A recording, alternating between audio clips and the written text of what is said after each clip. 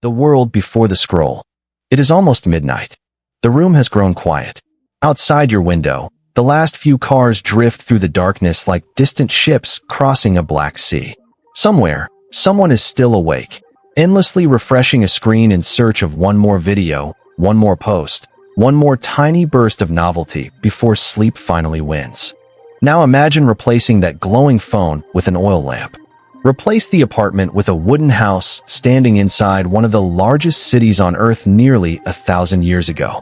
Replace wireless internet with thousands of scholars carrying handwritten books through crowded streets. The strange part is that you haven't traveled as far as you think. Tonight, we're going to explore an idea that sounds ridiculous at first glance. What if Generation Z, the first generation raised almost entirely online, has more in common with the young people of medieval China than with almost anyone else in history? Not because they dressed alike. Not because they shared technology. Certainly not because anyone in the Song Dynasty was filming dance trends for an audience of millions. Instead, because they lived inside remarkably similar systems. Systems obsessed with reputation. Systems where information traveled faster than older generations could understand.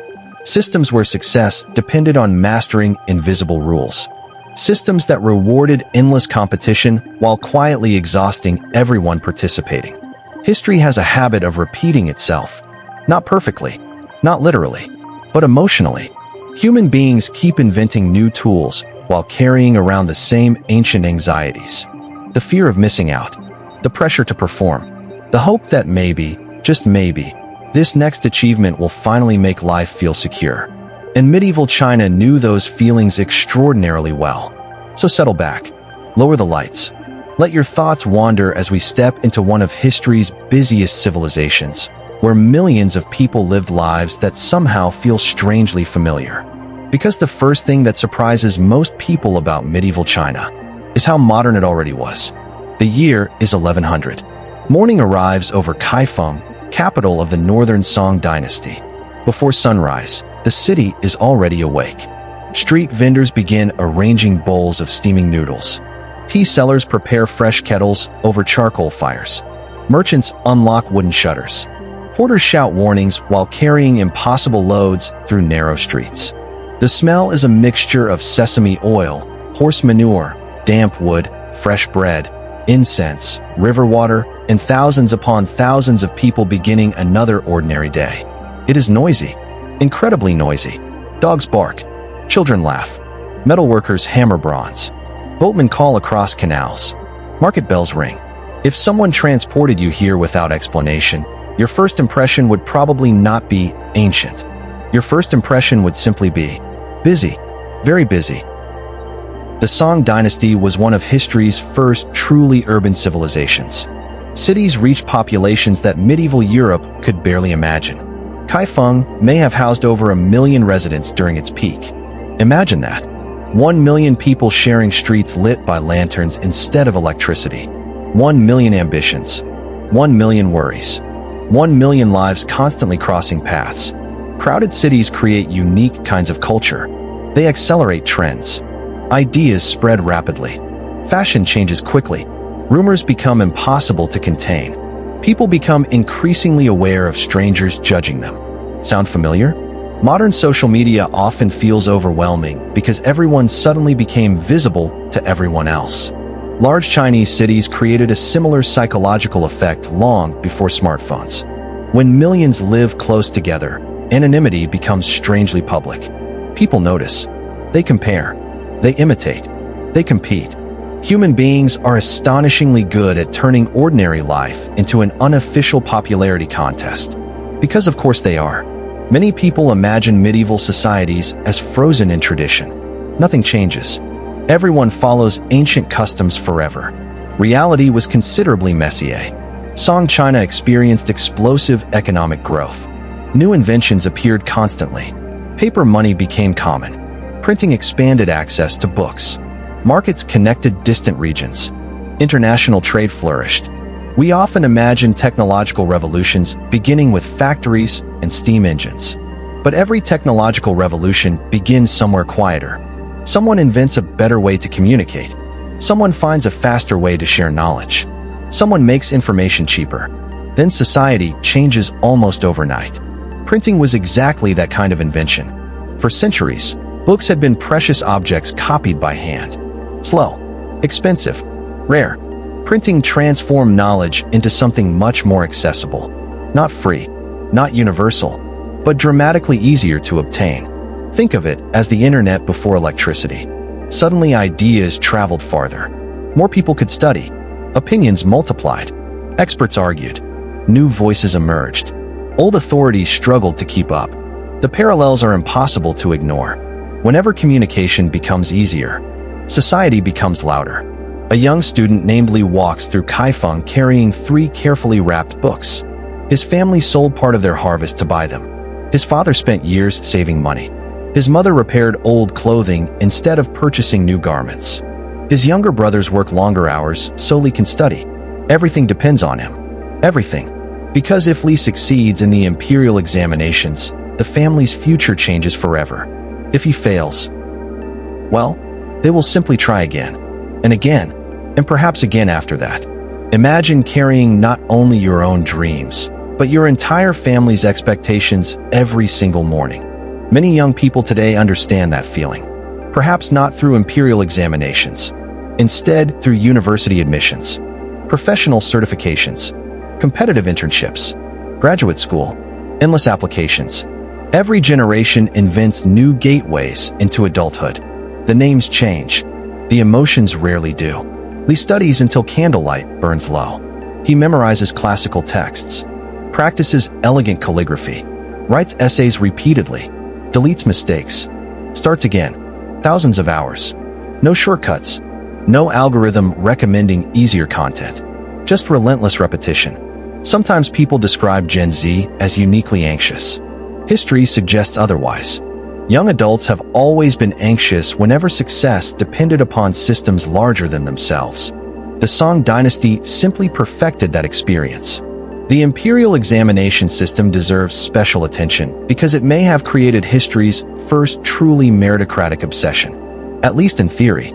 Officially, talented young men from many backgrounds could compete for government positions through examinations. In reality, wealth still mattered enormously. Rich families could afford tutors, books, years without income, comfortable places to study. Poor families often could not. Some things never change. Still, compared with hereditary aristocracies elsewhere, the examination system represented a remarkable idea.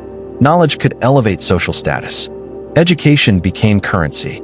Learning became identity. Achievement became reputation. Can you see the resemblance beginning to form? Modern society tells young people something similar.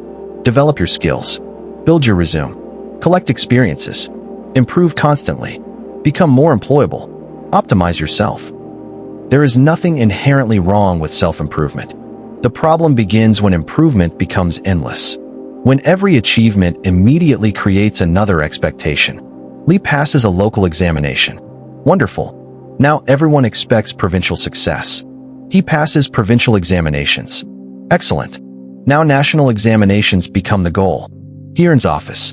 Congratulations. Now promotion matters. Then prestige. Then legacy. The finish line keeps moving. Generation Z often jokes about leveling up in life. Medieval scholars did exactly the same thing. They simply called it something else. Now let us leave the examination halls for a while. Instead, follow the crowds toward the marketplace. Markets in Song China were astonishing places. Silks from distant regions. Tea compressed into elegant cakes. Porcelain shining under morning sunlight. Spices arriving from Southeast Asia. Medicines whose ingredients sounded more magical than scientific. Street performers balanced impossible objects. Storytellers gathered audiences. Musicians filled intersections with melodies. Food stalls competed fiercely. Every vendor wanted attention. Not unlike modern content creators competing for clicks. If one cook invented a better recipe, neighbors copied it. If one performer attracted larger crowds, others imitated the style. Trends spread astonishingly quickly. Fashion changed. Hairstyles evolved. Popular entertainment shifted. Consumers constantly searched for something new. Novelty sells. It always has. Only the delivery systems change. Instead of recommendation algorithms, there were enthusiastic neighbors. Instead of viral videos, there were crowded marketplaces. Instead of influencers, there were celebrated poets, famous performers, respected scholars, and merchants whose taste shaped entire neighborhoods. Human beings have always followed people who appeared successful. We simply changed the platforms. At night, lanterns illuminated restaurants filled with conversation. People discussed politics, business, poetry, philosophy, scandal. Someone always knew somebody who supposedly heard something from someone extremely important. Whether any of it was true, well, that was another matter entirely. Misinformation is older than civilization itself. People often imagine fake news beginning with social media. History smiles politely at that assumption. Rumors have traveled faster than facts since language was invented. In Kaifeng, stories spread through markets, tea houses, canals, government offices, family dinners. By sunrise, entire neighborhoods could believe something that never happened. The internet did not invent misinformation. It merely accelerated humanity's oldest hobby. Perhaps the most surprising similarity between Gen Z and medieval China isn't technology. It isn't education. It isn't fashion. It is identity. Who are you? That simple question haunted medieval scholars just as deeply as it follows modern young adults. Are you your family's child? Your profession? Your reputation? Your achievements? Your online profile? Your examination rank? Your social class? Your personal values? The answer was never simple. Confucian philosophy encouraged duty. Buddhism encouraged detachment. Taoism encouraged harmony with nature. Daily life encouraged paying rent. Even philosophy must eventually compete with practical concerns. A young scholar might dream of becoming a wise official while simultaneously worrying whether his robe looked respectable enough. A merchant might privately admire poetry while publicly pretending to care only about profits. A government clerk might smile politely at powerful officials while complaining bitterly among trusted friends. Different audiences receive different versions of the same person. Social media did not invent carefully managed identities. It simply digitized them. As evening settles across Kaifeng, lantern light reflects softly on quiet canals. The city does not truly sleep. Somewhere, students continue reading. Merchants count coins. Watchmen patrol dark streets. Poets compose verses under fading candles. Families whisper about tomorrow's opportunities. Parents worry about children's futures. Children dream about becoming adults. The city breathes. Slowly. Patiently. Like every great city before and after it. From above, the countless lanterns resemble tiny stars scattered across the earth. Each light represents someone hoping tomorrow might be slightly better than today. Some ambitions will succeed. Many will not. But everyone keeps trying. Perhaps that is the most timeless thing of all. Generation Z often feels as though it is living through unprecedented uncertainty. The young people of medieval China would likely understand that feeling immediately. They too lived in a world changing faster than anyone expected. They too struggled to define success. They too chased opportunities while fearing failure. And as our journey continues, we'll discover that the similarities only become stranger.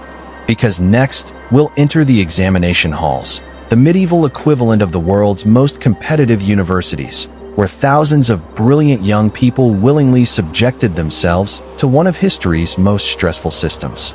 As if that could ever go wrong. The imperial examination, history's first viral career ladder. Morning arrives quietly, not with birdsong alone, but with footsteps. Thousands of them. Sandals scraping stone streets. Wooden carts rattling over uneven roads. The distant creak of gates opening before sunrise. The city seems to inhale. Another examination season has begun. And suddenly, every tea house, every family courtyard, every busy market is talking about exactly the same thing. Did you hear Zhang's oldest son pass the prefectural exam? They say Li has memorized every one of the 4 books. My cousin's nephew has studied for 11 years. 11? Well, 12 now. Entire neighborhoods become obsessed. Not with celebrity gossip. Not with sports. Not even with war. But with test scores. Which sounds terribly boring until you realize these examinations determined almost everything. A single successful essay could transform generations of a family's future. A single failed attempt could quietly disappear into history. It is difficult for us to imagine placing so much weight upon a few days of writing. Then again, millions of students today spend years preparing for university entrance exams, civil service tests, medical boards, bar examinations, engineering certifications, and interviews that may last less than an hour. Perhaps it is not so difficult after all. The pressure simply changed its clothing. Imagine waking before dawn. You wash your face in cold water. The air smells faintly of damp earth after last night's rain. Your breakfast is simple, perhaps steamed buns, rice porridge, maybe a little pickled vegetable if your family can afford it. Nobody speaks much. Everyone knows today matters. Your mother quietly adjusts your robe. Your father offers practical advice he has repeated dozens of times. Your younger siblings stare with enormous eyes, trying to understand why the entire household suddenly feels like it is holding its breath. No one says it aloud, but everyone is thinking exactly the same thing. Please, don't waste this chance. For many candidates, this examination represents years of sacrifice. Some sold livestock to purchase books. Others borrowed money they might never repay. Grandparents skipped comforts so grandchildren could continue studying. Entire villages occasionally supported one promising student. One person's education became everyone's investment. Today we call this social mobility. Back then, it simply felt like hope. The examination compounds themselves were strangely intimidating. High walls, heavy gates, officials carefully checking every candidate.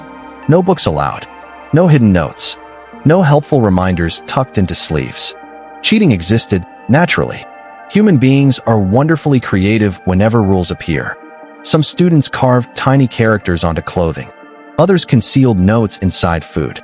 A few even hired scholars to impersonate them. Because apparently identity theft is considerably older than computers, officials became increasingly inventive as well. Searches grew more thorough. Candidates sometimes changed clothes entirely before entering. Personal belongings were inspected. Food examined. Writing brushes checked. It was the medieval equivalent of airport security mixed with final exams. Only somehow more stressful. Each candidate received a tiny examination cell. Calling it a room would be generous. Most were little more than narrow brick compartments. Just enough space to sit, sleep, write, think, or panic. Mostly panic. A wooden board served as desk by day, bed by night. For several days candidates remained inside these cramped spaces. Eating, writing, sleeping, repeating. Imagine spending 72 hours trapped inside a small concrete cubicle while composing essays that determine your future. Without internet, without music, without coffee shops playing soft jazz.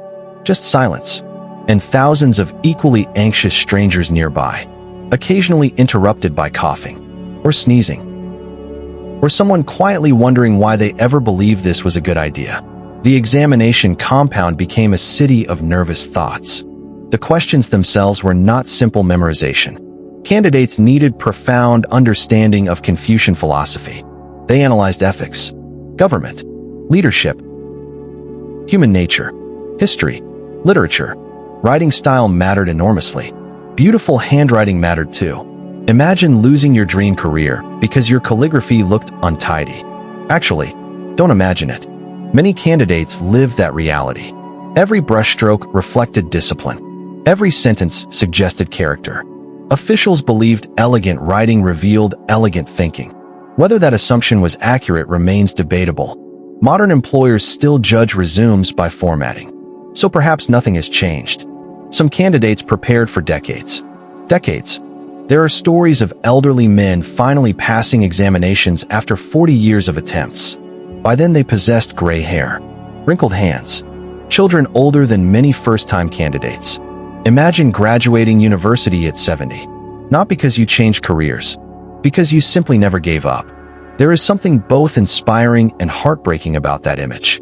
Persistence becomes admirable, until it quietly becomes impossible. Some families celebrated every attempt. Others grew exhausted. Friends married, started businesses, raised children. Meanwhile, examination candidates continued studying, waiting, hoping, believing next year would finally be different. Hope can sustain extraordinary endurance.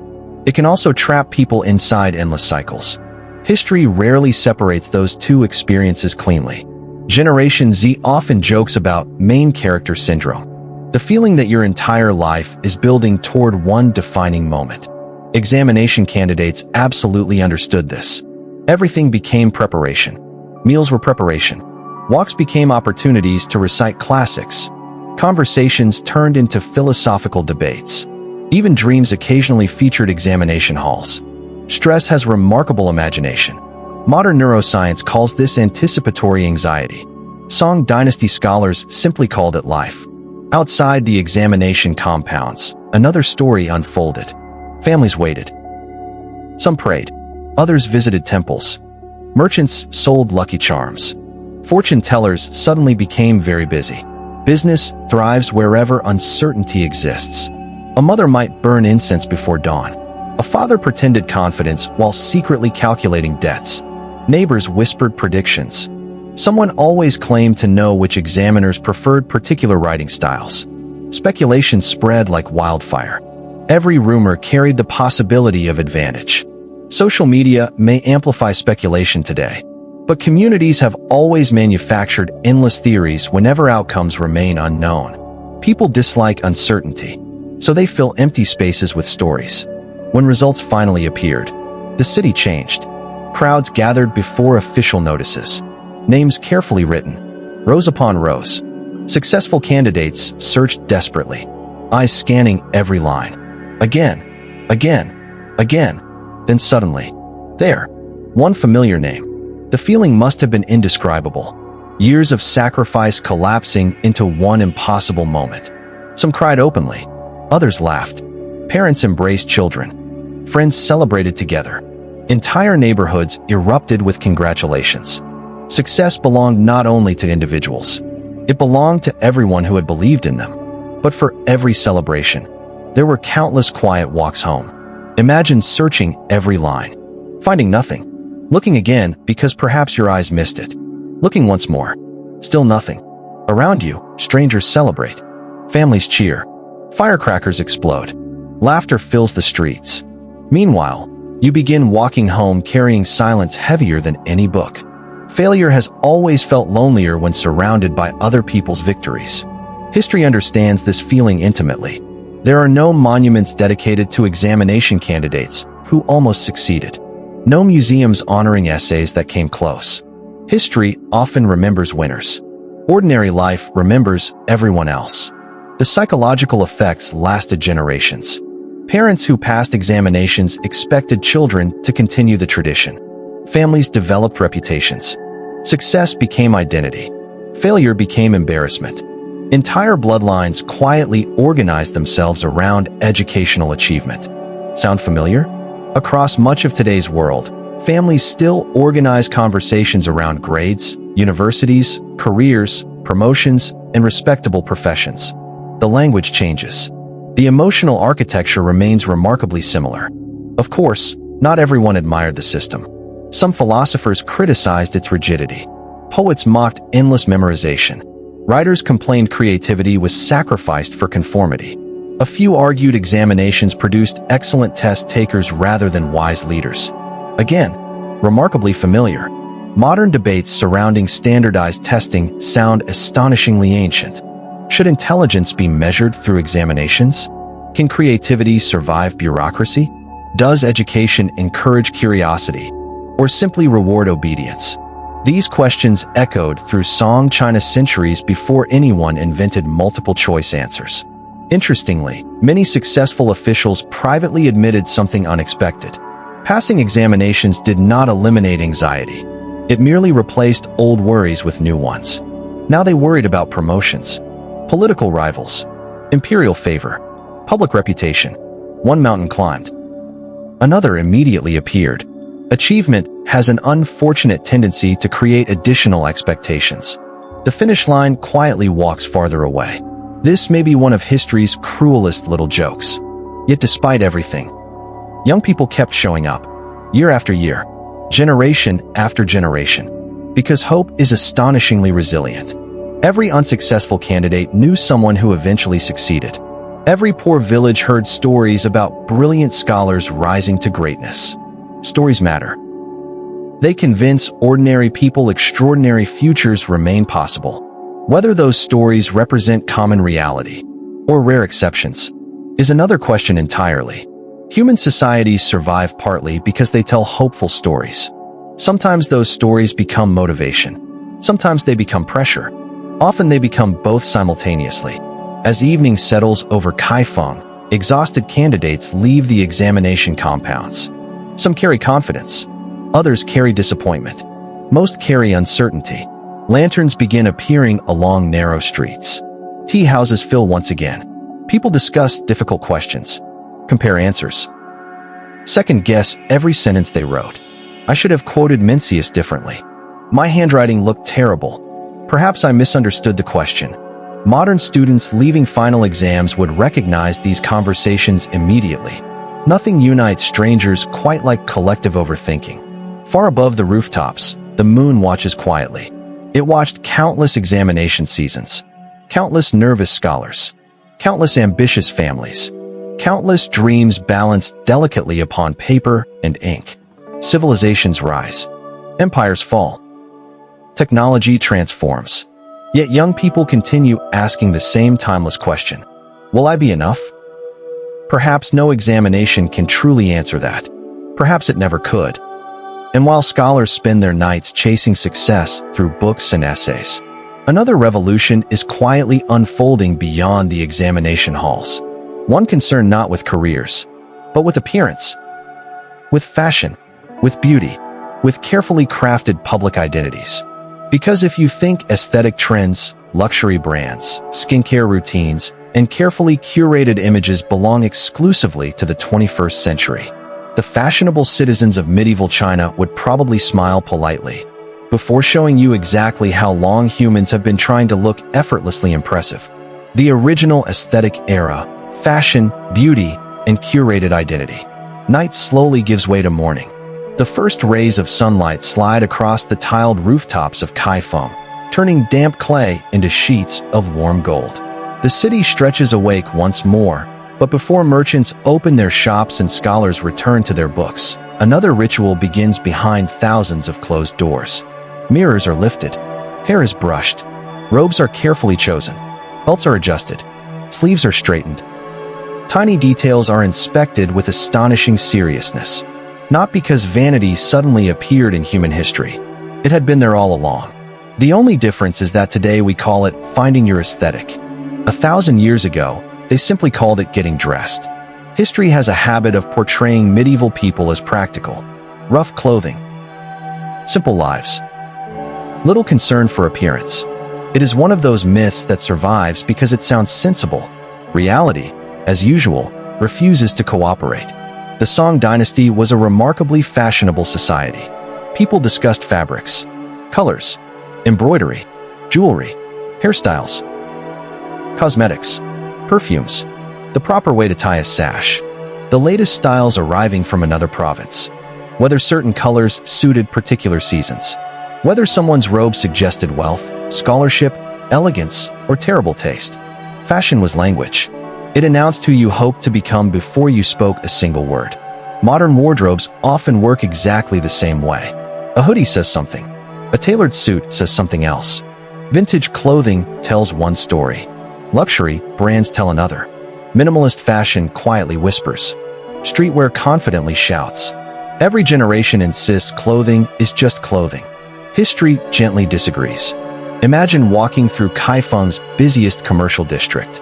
Silk merchants display shimmering bolts of fabric that ripple in the morning breeze like flowing water. Tailors argue over stitching techniques.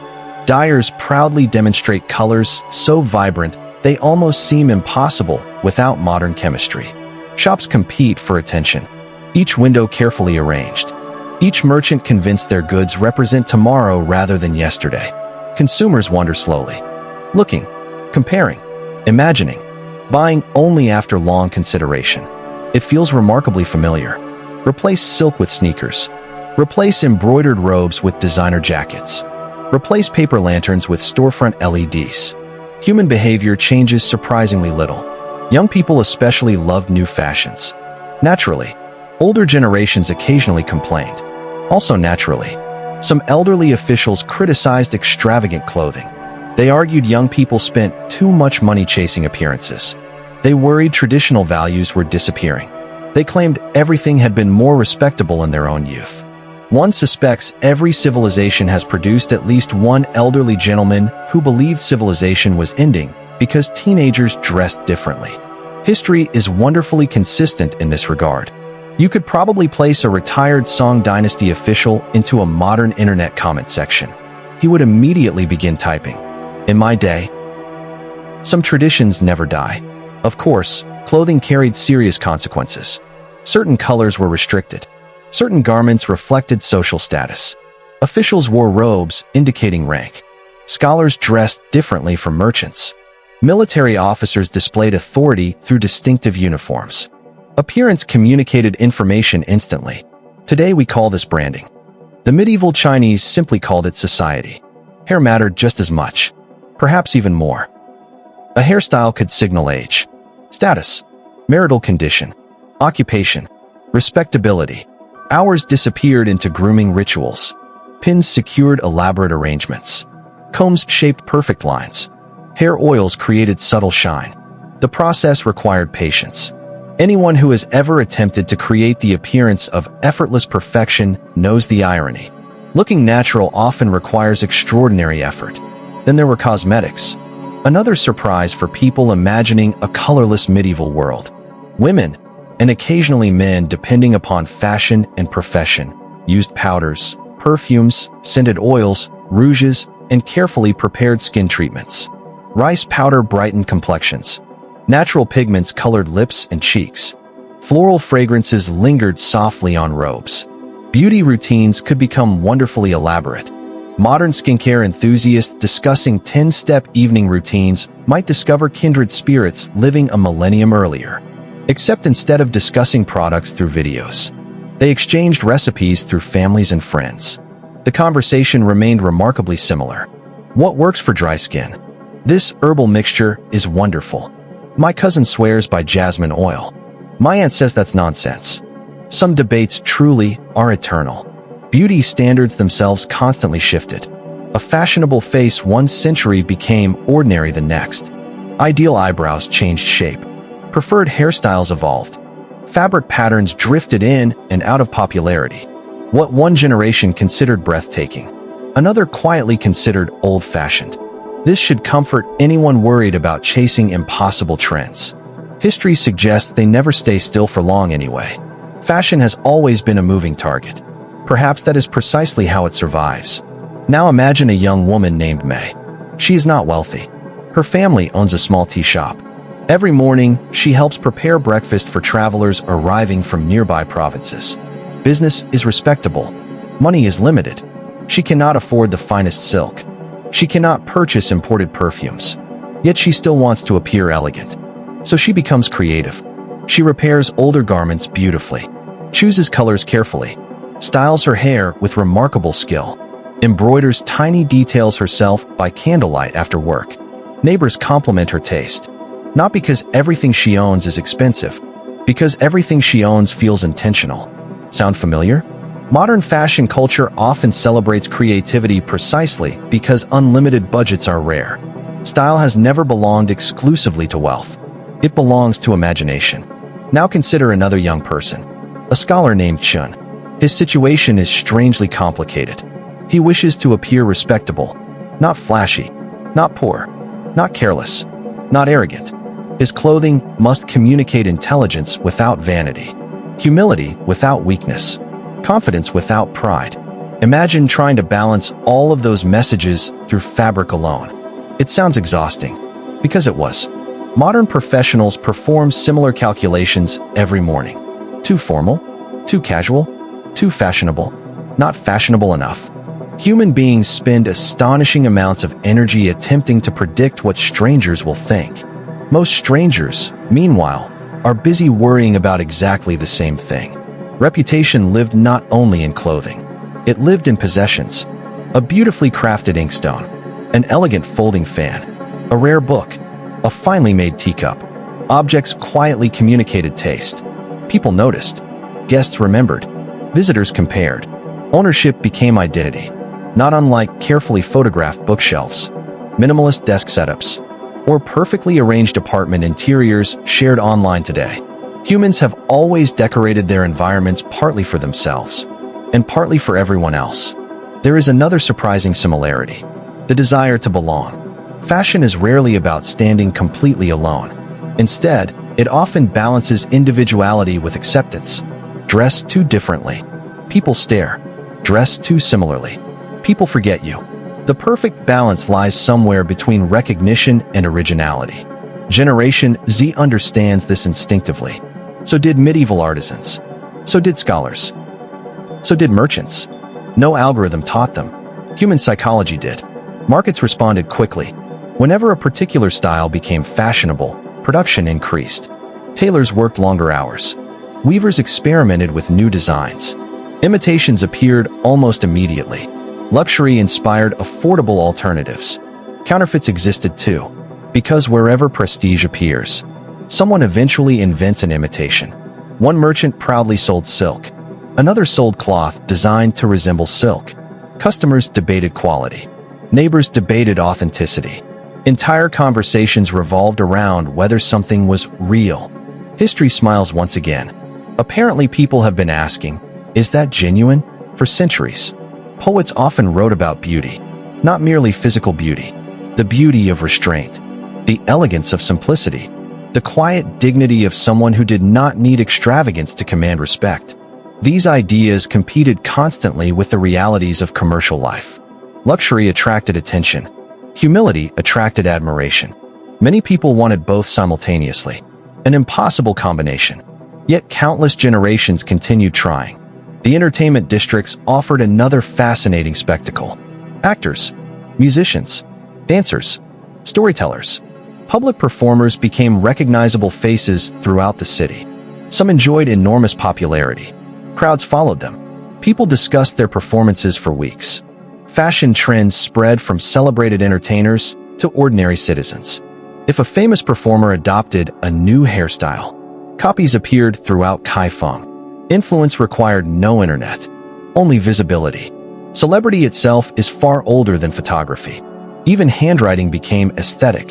Calligraphy was more than communication. It reflected personality, grace, education, self-control. People admired beautiful writing almost as modern audiences admire graphic design. Collectors treasured elegant letters. Scholars debated styles. Students practiced endlessly. Imagine if your text messages were judged not only by their words, but by the visual beauty of every letter.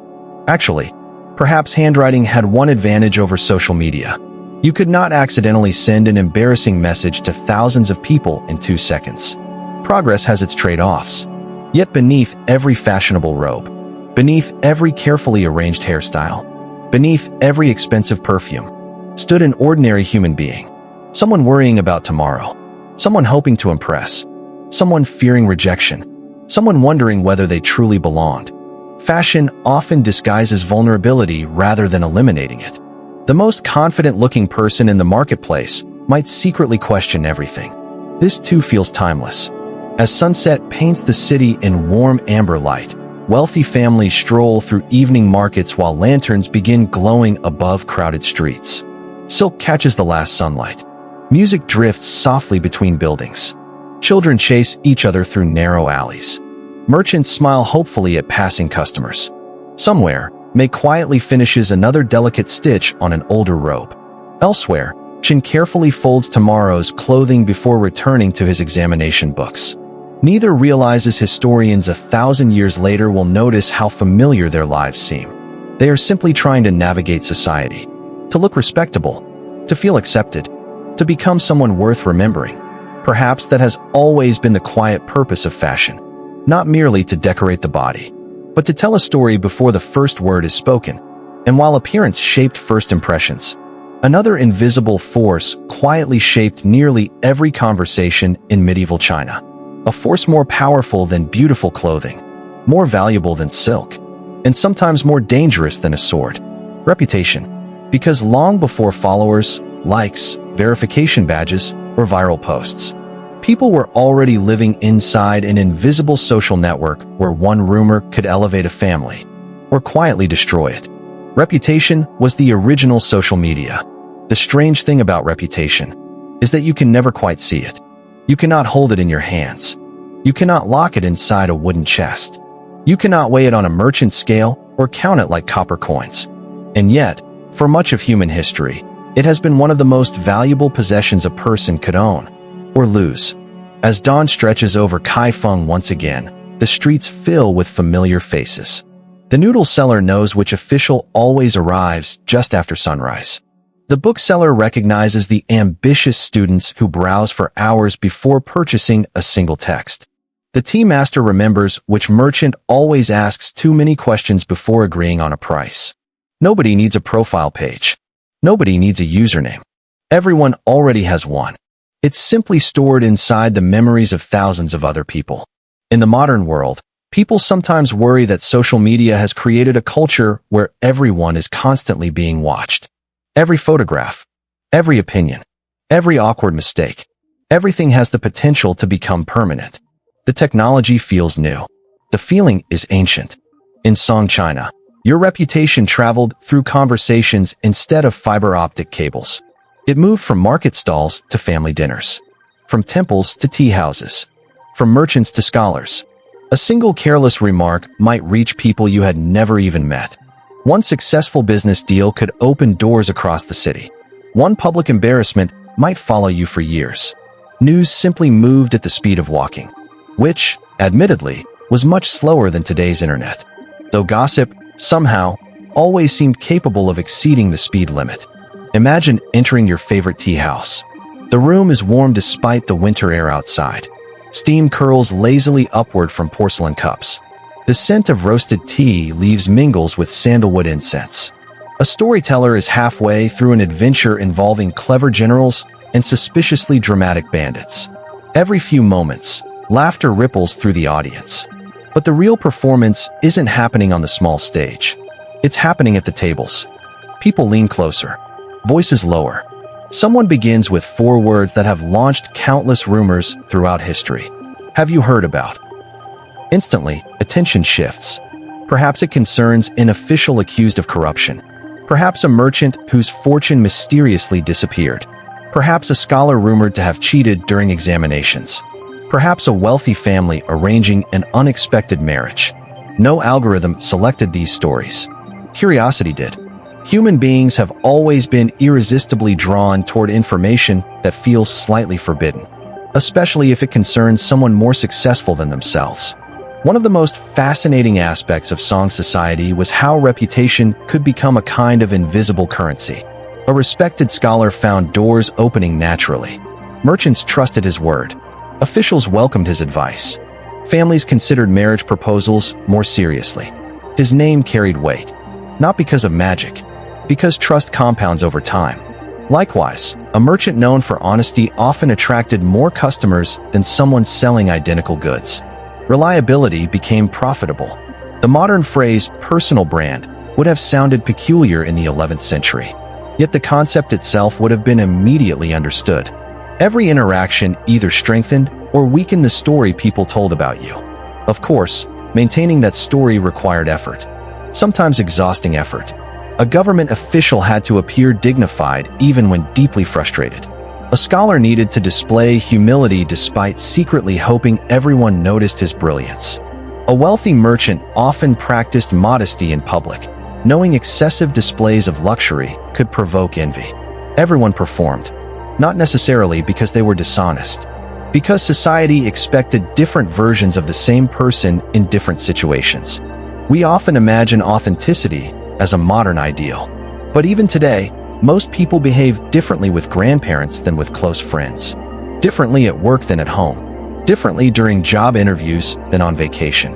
Identity has always been flexible. The internet merely made those different audiences collide.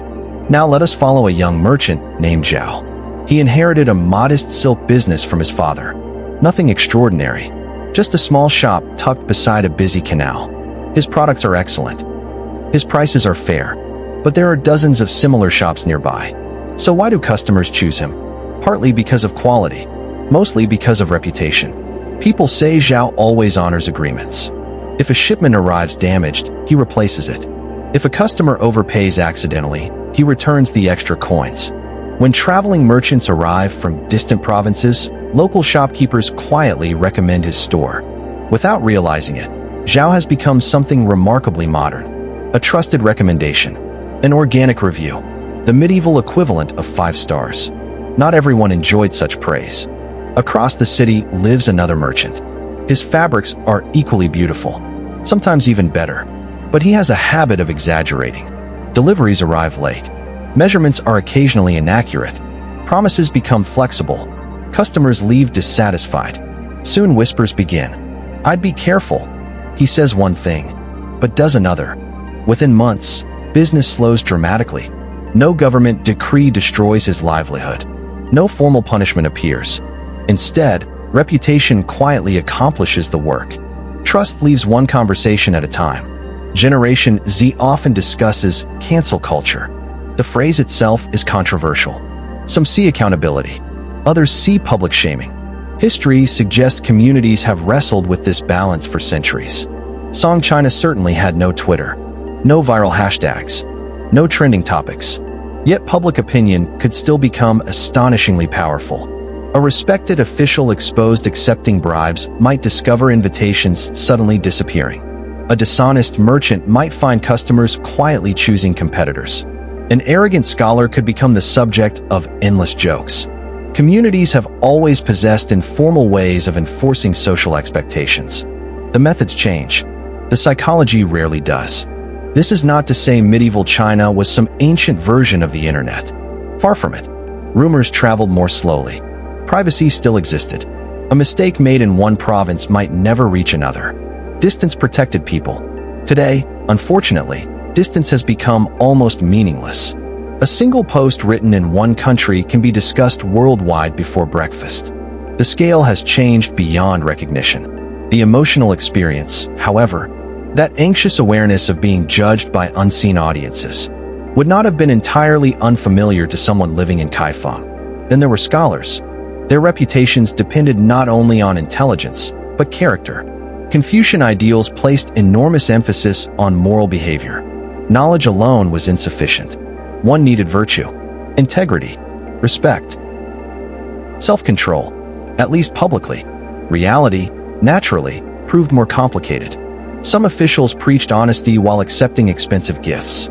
Others spoke passionately about simplicity from remarkably comfortable homes.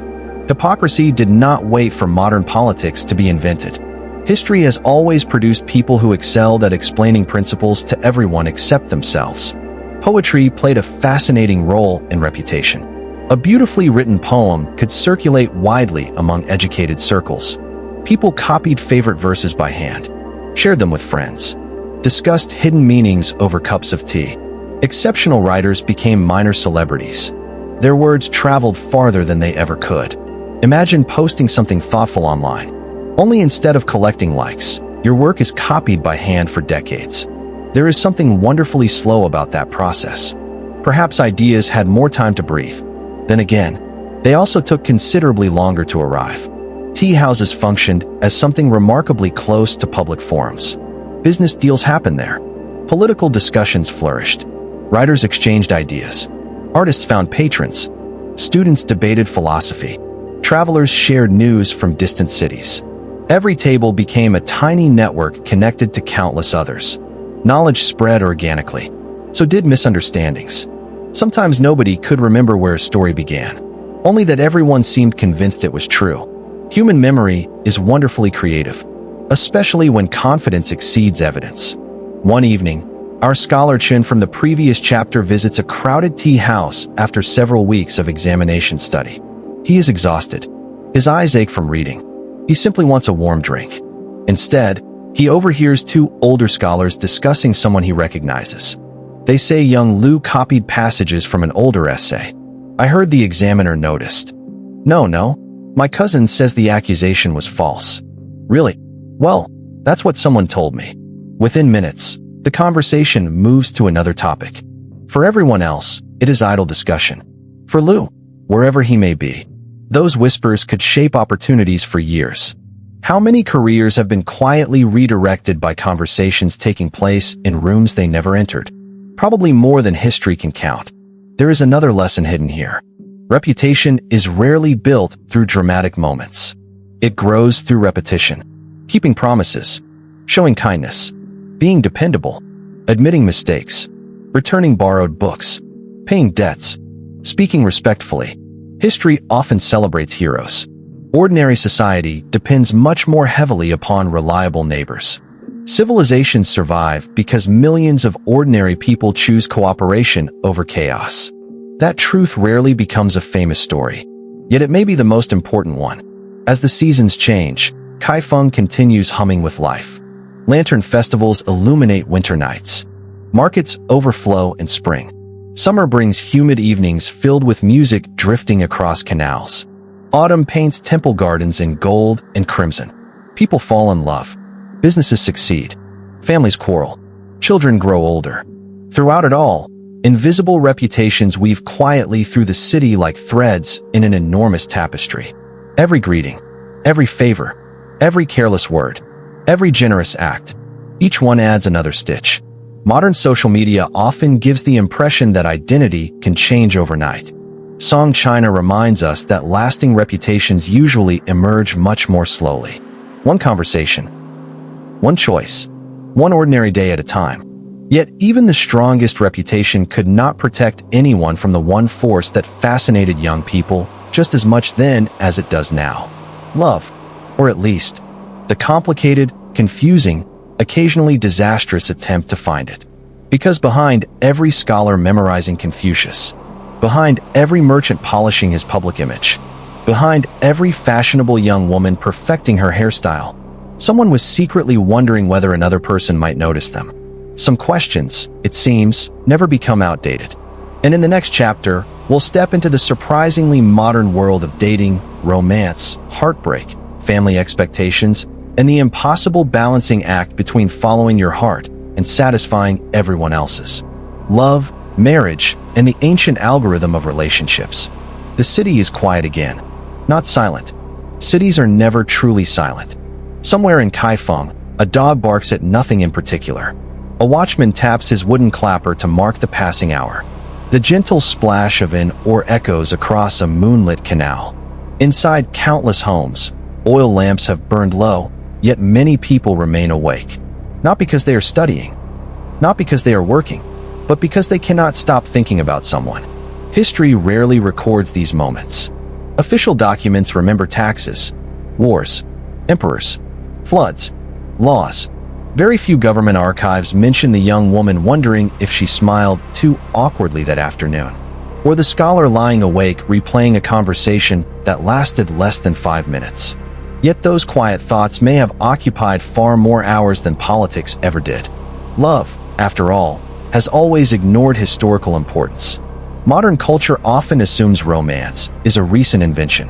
Dating apps, text messages, late-night phone calls, relationship advice videos. The language changes. The emotions remain astonishingly old. The people of medieval China fell hopelessly in love. They experienced jealousy, heartbreak, excitement, embarrassment, hope, regret, sometimes all before breakfast. Human beings have always possessed extraordinary emotional complexity. Technology merely gives those emotions new places to live. Of course, love in Song China unfolded inside very different social rules. Marriage was rarely understood as a purely personal decision. It belonged to families, lineages, communities. A marriage joined households as much as individuals. Parents played central roles. Professional matchmakers became remarkably influential. Horoscopes were consulted. Family reputations investigated. Financial stability carefully considered. Compatibility meant far more than shared hobbies. In many ways, marriage resembled an elaborate negotiation between two extended families. Romance certainly existed, but practicality usually arrived first. Imagine a respected matchmaker walking through Kaifeng. She knows everyone. Not literally. It only feels that way. She remembers family histories. She knows whose son recently passed an examination. whose daughter possesses exceptional calligraphy? Which merchant quietly doubled his fortune? Which household has suspiciously persistent financial troubles? Information is her profession. Long before algorithms began suggesting compatible partners, people like her performed remarkably similar work. She simply relied on memory instead of machine learning. One might even argue she possessed better interpersonal skills than many modern apps, though admittedly her loading times were considerably slower. Our scholar Chun, whom we've met before, has reached his mid-20s. His parents have become increasingly interested in one particular topic: marriage. Every family dinner somehow circles back toward it. His mother casually mentions a family friend with an accomplished daughter. His father remarks that successful officials often marry before accepting important appointments. Chun understands the message perfectly. Parents throughout history have mastered the subtle art of pretending they are not applying pressure. They rarely fool anyone. Chun himself feels conflicted. He dreams of passing the highest examinations first. Marriage can wait. His parents disagree. A stable household, they argue, provides emotional support during difficult years. Neither side is entirely wrong. Life rarely offers the convenience of perfect timing. There is always another examination, another promotion, another opportunity, another reason to postpone happiness until everything feels secure. Yet security has an unfortunate habit of staying just beyond reach. Across the city, May continues helping in her family's tea shop. Travelers arrive from every direction: government officials, merchants, monks, poets, soldiers. Every day introduces new faces. She has become quietly skilled at reading people. Who tips generously? Who complains constantly? Who enjoys conversation? Who prefers silence? Her observations are subtle. Years of watching strangers have taught her something. Confidence often disguises uncertainty. The loudest people are not always the happiest. The quietest people notice everything. History rewards careful observers more often than loud ones. One rainy afternoon, Chun visits the tea shop. Not because fate has arranged a romantic meeting. History is rarely so theatrical. He simply wants shelter from the weather. Rain drums softly against the tiled roof. Steam rises from freshly brewed tea. Outside, pedestrians hurry beneath oil paper umbrellas. Inside, conversation slows into comfortable murmurs. Chun orders tea. May serves it politely. They exchange perhaps 20 words. Nothing extraordinary happens. No dramatic music. No cinematic slow motion. Yet afterward, each remembers the encounter. Sometimes history changes through great battles. Sometimes it changes because two ordinary people briefly notice one another during a rainstorm. Poetry became an extraordinary vehicle for expressing feelings that social customs often discouraged people from speaking openly. A carefully written verse could communicate admiration without direct confession, longing without impropriety, grief without accusation. Entire emotional worlds hid inside elegant metaphors. A falling leaf might symbolize separation. Spring blossoms suggested new affection. Flowing rivers represented distance. The moon became perhaps history's most overworked symbol for loneliness. Poor moon. It has carried humanity's emotional baggage for thousands of years. Generation Z frequently communicates through memes, short videos, reaction images, shared cultural references. Song Dynasty scholars relied upon poetry in surprisingly similar ways. Quoting a famous poem instantly conveyed complex emotions. Everyone educated understood the reference. Meaning traveled efficiently through shared culture. The medium differed. The principle remained remarkably familiar. Humans love communicating feelings indirectly, sometimes saying everything without explicitly saying anything. Marriage ceremonies themselves blended beauty with responsibility. Families gathered wearing their finest clothing. Incense filled the air. Musicians performed. Ancestors were honored. Rituals unfolded with deliberate care. Every gesture carried symbolic meaning. Marriage represented continuity. Not merely two individuals beginning a new chapter, but generations extending into the future. There is something deeply moving about that perspective. Modern weddings often emphasize personal happiness. Song weddings balanced happiness with duty. Neither approach is entirely complete by itself. Perhaps both reveal different truths about human relationships. Of course, not every marriage was joyful. History would become dishonest if it suggested otherwise. Some couples discovered genuine companionship. Others remained polite strangers. Some relationships flourished despite difficult beginnings. Others deteriorated despite promising ones. Human compatibility has never obeyed careful planning. Parents could investigate family reputations. Matchmakers could compare horoscopes. Fortune tellers could make confident predictions. Yet no one could fully predict what happened after two people began sharing ordinary days. Love stubbornly resists calculation. Then there was heartbreak, the quiet kind history almost forgets. Imagine a young merchant who secretly admires someone promised to another family. He smiles politely during the wedding celebrations, offers congratulations, returns home, continues working the next morning. Life goes on. No public tragedy, no dramatic farewell. Just one more private disappointment quietly absorbed into adulthood.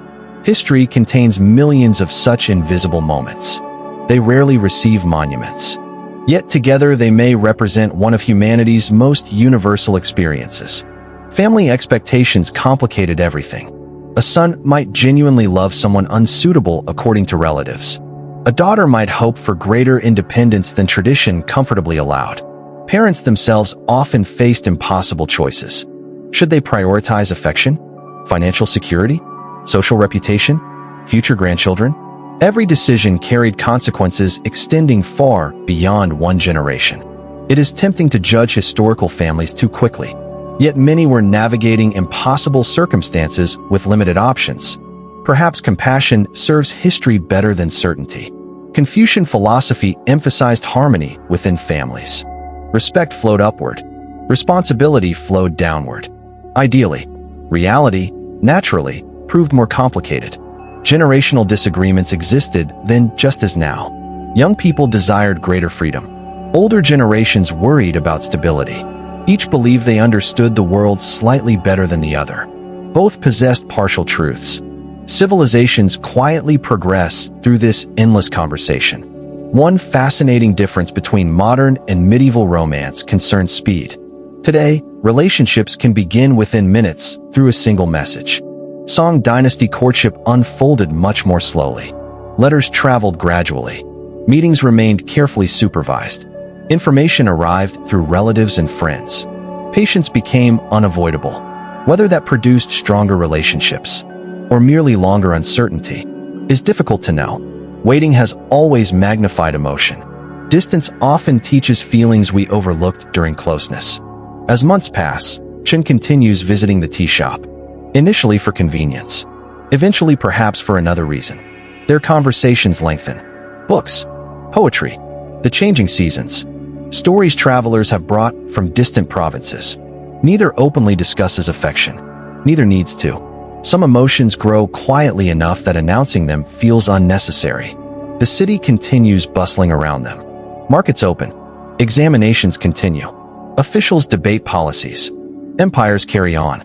Yet for two ordinary people sharing tea, history temporarily shrinks into something much smaller.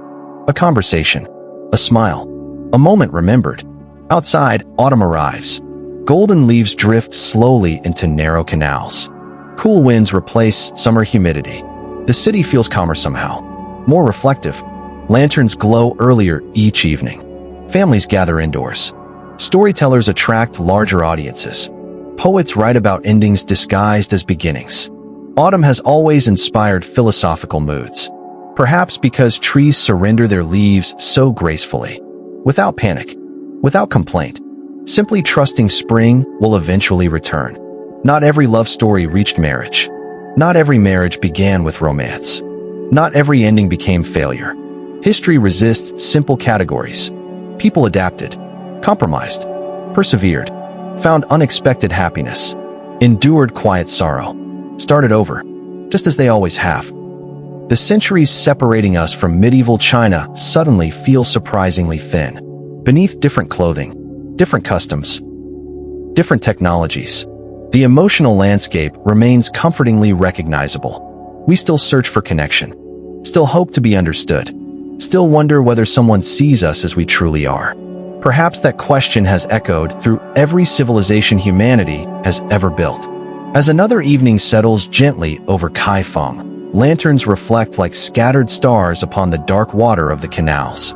Somewhere, a young couple begins their married life. Elsewhere, another quietly accepts that a hoped-for future will never arrive. A mother tells stories to sleeping children. An elderly husband pours tea for his wife without needing to ask whether she wants another cup. Small gestures, ordinary moments, the kind history rarely celebrates. Yet perhaps they are the very substance from which real history is made. And while families dream of prosperous futures, a different revolution is beginning to reshape everyday life. A revolution fueled not by romance, nor by politics, but by something almost every generation eventually becomes obsessed with: work, success, ambition, and the exhausting feeling that no matter how hard you work, it somehow never feels quite enough. Hustle culture, burnout, and the medieval art of lying flat. Before the sun climbs over the eastern horizon, Kaifeng is already awake. Not because people are especially enthusiastic about mornings. Very few civilizations have ever looked at dawn and collectively agreed that waking before it was an excellent idea. They wake because work refuses to wait. The baker is already kneading dough by lantern light. Boatmen are loosening ropes from weathered wooden docks. Tea merchants inspect fresh shipments that arrive during the cool hours of the night. Street sweepers clear yesterday's dust before customers begin to appear. Somewhere, a blacksmith strikes hot iron with slow, rhythmic precision. The sound echoes through still dark streets. Clang. Pause. Clang. Pause. It is the heartbeat of a city built upon labor. Most people in Song China did not spend their days contemplating philosophy beneath flowering trees. They worked. Constantly. The romantic paintings we admire today often show tranquil scholars surrounded by misty mountains and elegant pavilions. Beautiful scenes. Peaceful scenes. But they represent only a tiny fraction of society. Most people were too busy earning tomorrow's breakfast to wander through bamboo forests composing poetry. Reality, like history, is usually less glamorous. Modern conversations often describe hustle culture as though it appeared alongside smartphones. Always working, always improving, always optimizing, always chasing the next achievement, always feeling one step behind. The terminology is new. The experience is not. Song China rewarded relentless effort. Merchants expanded businesses. Artisans perfected skills over decades. Farmers worked according to seasons that ignored personal exhaustion. Scholars sacrificed sleep for examinations. Government officials balanced impossible expectations from superiors, colleagues, and the emperor himself. Everyone seemed to be climbing something. Some climbed social ladders. Others climbed mountains of debt. Many climbed both simultaneously. Our scholar Chen has now passed another examination. Friends congratulate him warmly. His parents finally allow themselves a quiet sigh of relief. For one evening, celebration fills their modest home. Rice wine is poured. Neighbors visit. Laughter echoes through the courtyard. His mother smiles more than she has in months. His father tells the story of Chen's childhood for perhaps the 100th time. No one minds. Victories deserve repetition, especially those earned through years of uncertainty. But something curious happens the following morning. The celebration is over. A letter arrives. There are new responsibilities, new expectations, new people to impress, new opportunities to lose. Success has solved yesterday's problems. It has already invented tomorrow's. This is one of history's quieter patterns. Achievement rarely removes pressure. It relocates it. A merchant opens a second shop. Now he worries about managing employees. A craftsman becomes famous. Now every customer expects perfection. A scholar enters government. Now every decision carries political consequences. There is always another level, another promotion, another examination, another goal shimmering just beyond reach. Modern psychologists sometimes call this the hedonic treadmill. The people of Song China had no such phrase, but they certainly lived it. The city itself encouraged ambition. Kaifeng rewarded visible success. Better clothing, larger homes, more influential friends, improved marriage prospects, greater respect. The incentives were powerful. Competition became almost unavoidable. Walk through any marketplace and you could feel it. One merchant advertises louder. Another decorates his storefront more elegantly. A third lowers prices. A fourth offers better customer service. Innovation flourishes under competition. So does anxiety. The two often arrive together. There is a saying often attributed to later Chinese philosophy. The tallest tree catches the strongest wind. Whether every merchant believed it hardly mattered. The feeling remained. Standing out attracted opportunity. It also attracted scrutiny. The more successful someone became, the more carefully others watched. A familiar experience, perhaps. Visibility is a strange reward. People dream about it until they finally achieve it. Then they discover attention can become unexpectedly heavy. Meanwhile, Mei continues helping at her family's tea shop. Unlike Chun, her work has no examinations, no official rankings, no certificates, no public ceremonies, only ordinary days. Preparing tea, greeting travelers, cleaning tables, balancing accounts, listening patiently, repeating, again and again. There is something profoundly historical about repetitive work. Empires often celebrate dramatic events. Civilizations are sustained by routines. Millions of ordinary people quietly completing ordinary tasks. History survives because someone remembered to open the shop each morning. One afternoon, an elderly traveler visits the tea house. His robe is faded but carefully maintained. His hands bear the unmistakable marks of decades spent writing with brushes. He notices Chun studying nearby and smiles. "You look tired." Chun laughs politely. "I've been working." The old man nods. "So have I." A brief silence follows. Then the traveler says something unexpected. "When I was your age, I believed life became easier after success." Chun looks up, and the old man smiles. "I was very optimistic." The conversation drifts slowly, like steam rising from fresh tea. "I spent 30 years chasing promotions," the traveler says. "Every achievement felt permanent for perhaps 3 days. Then someone expected more." He stirs his tea thoughtfully. "I don't regret working hard." He pauses.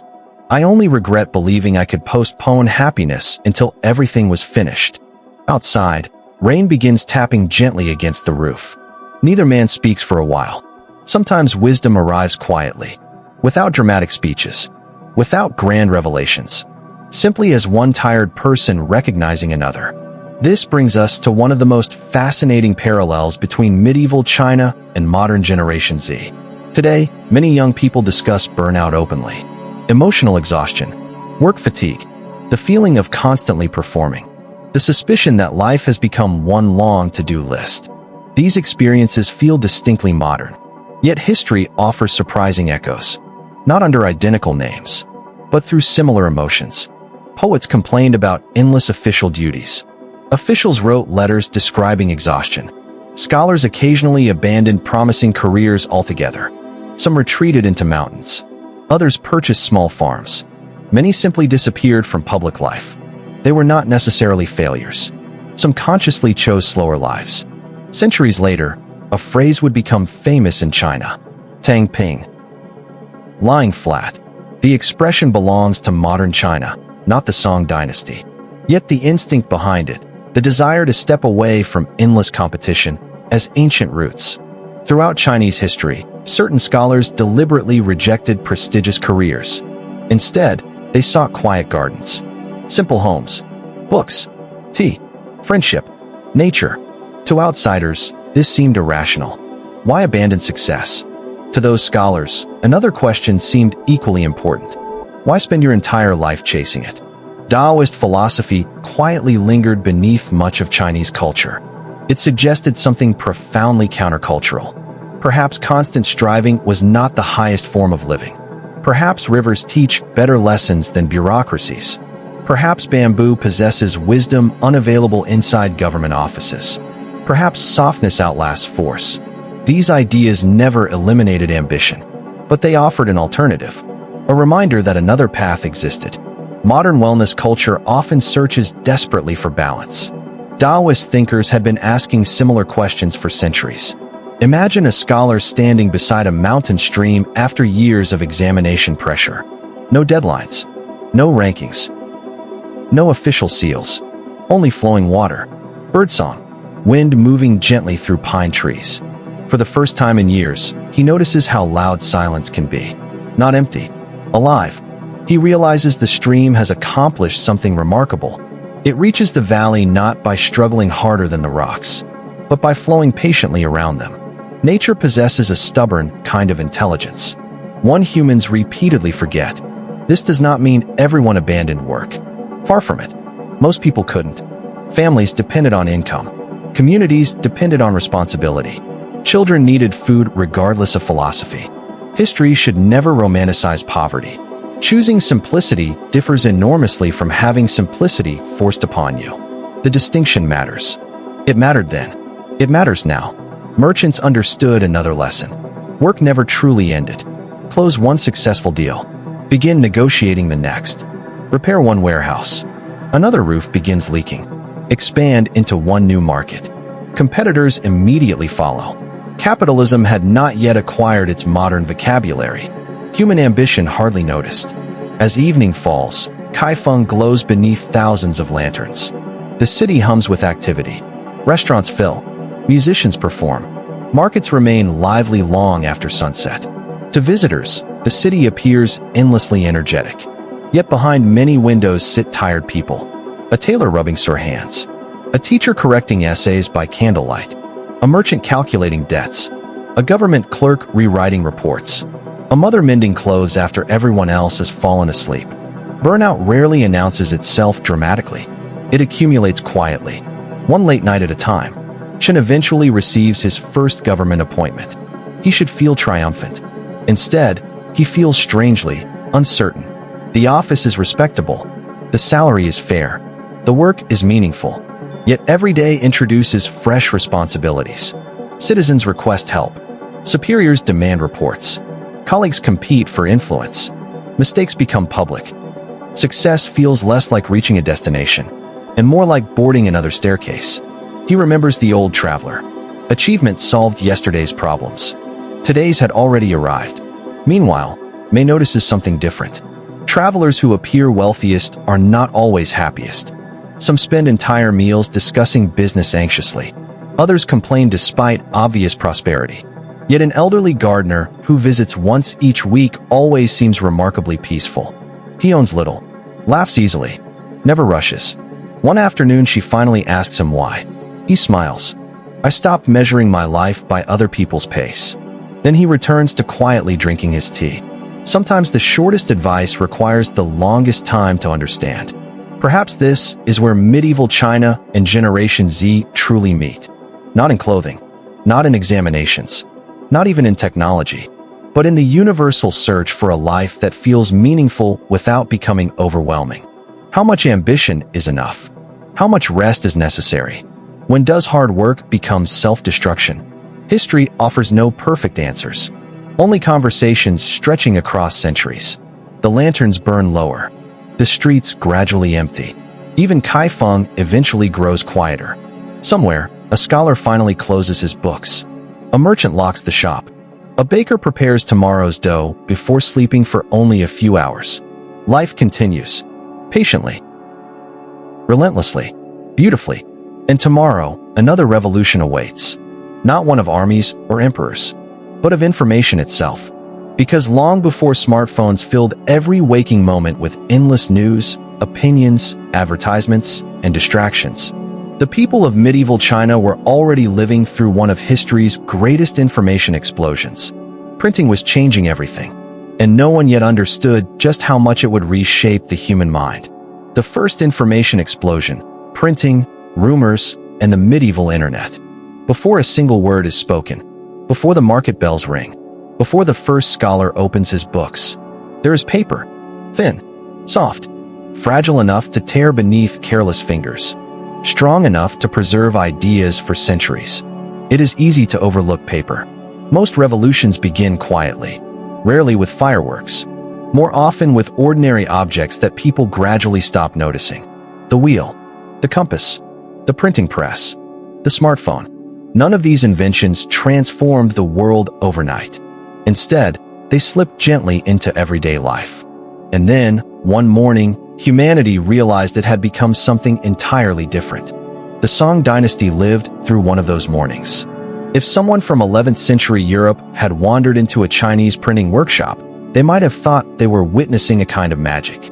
Rows of carved wooden blocks rested neatly along the walls. Each contained thousands of carefully reversed characters. Ink stained the craftsman's fingertips a permanent dark gray. Sheets of fresh paper hung drying from wooden frames. The air carried a distinctive scent, a mixture of pine soot, glue, damp paper, and carved wood. Every movement inside the workshop was practiced, deliberate, almost meditative. One worker applied ink. Another aligned paper. Another pressed evenly across the carved surface. Lift, repeat, lift, repeat. Hour after hour. Book after book. Idea after idea. The process was slow by modern standards, and astonishingly fast by medieval ones. For generations, books had been luxuries, each copy painstakingly written by hand.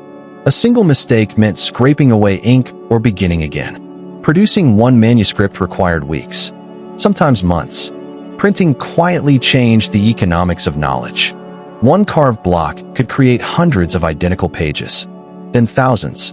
Knowledge became more abundant, not universal, not free, but dramatically more accessible than before. Whenever information becomes cheaper, society becomes louder. Generation Z has never known a world without overwhelming information. News arrives instantly. Opinions multiply by the second. Facts compete with rumors. Experts compete with influencers. Everyone speaks. Few people listen for very long. The song Dynasty experienced something surprisingly similar. Not identical, of course.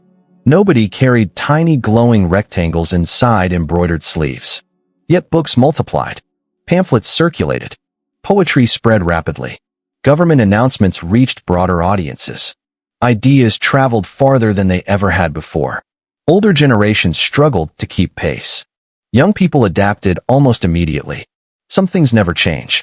Our scholar Chin visits a bookseller on a cool autumn morning. The shop overflows with texts, Confucian classics, collections of poetry, medical treatises, histories, travel journals, philosophical debates, instruction manuals, even humorous stories copied for entertainment. The owner smiles proudly. There are more books now than when I was your age. Chin believes him. Each year seems to bring another edition, another commentary, another interpretation. Knowledge itself appears to be expanding. An exciting thought, also a terrifying one, because if there are twice as many books, there are also twice as many things you haven't read. Students have been quietly panicking about this for at least 1,000 years. The bookseller notices Chun staring at a newly printed commentary. You'll want this one. Is it good? He shrugs. Everyone else is buying it. An answer so perfectly timeless, it almost echoes through the centuries. Modern marketing departments would approve. Popularity has always been persuasive, sometimes deservedly, sometimes not. Printing transformed education. Teachers could assign identical texts. Students argued over the same passages. Ideas became standardized.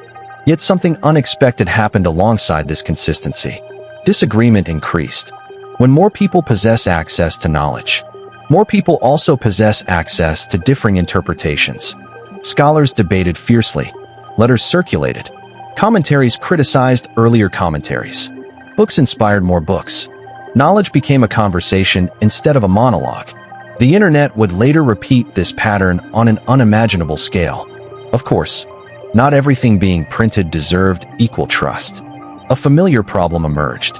How could ordinary readers know which information was reliable? One respected scholar wrote one interpretation. Another completely disagreed. Travelers returned from distant provinces with contradictory stories. Officials issued announcements. Rumors contradicted them. Readers found themselves asking questions that feel surprisingly contemporary. Who should I believe? Who benefits from this story? How can anyone know the truth? History rarely provides comforting certainty. Meanwhile, the tea houses continued functioning as information exchanges. A merchant arriving from Hangzhou shares exciting news. A new bridge has opened. Another traveler interrupts. No, construction stopped months ago. A monk quietly shakes his head. I passed through there last week. It is nearly finished. 3 witnesses. 3 different versions. None intentionally dishonest. Memory itself edits reality. Every retelling smooths certain details while exaggerating others. Long before social media accelerated misinformation, human memory had already invented it. May notices something fascinating among the travelers visiting her family's tea shop. People do not merely exchange facts. They exchange emotions. A worried merchant makes everyone slightly anxious. An optimistic traveler lifts the mood of an entire room. Excitement spreads. Fear spreads faster. Hope spreads somewhere in between. Information has always carried feelings alongside facts. Perhaps that is why rumors survive so easily. They appeal to emotion before reason has time to catch up. Then there is the government. No empire enjoys losing control of information. Imperial officials understood perfectly that ideas possess extraordinary power. Certain books received official approval. Others attracted suspicion. Some writings disappeared quietly. History often imagines censorship as a modern political invention. It is considerably older. Every civilization eventually asks the same uncomfortable question.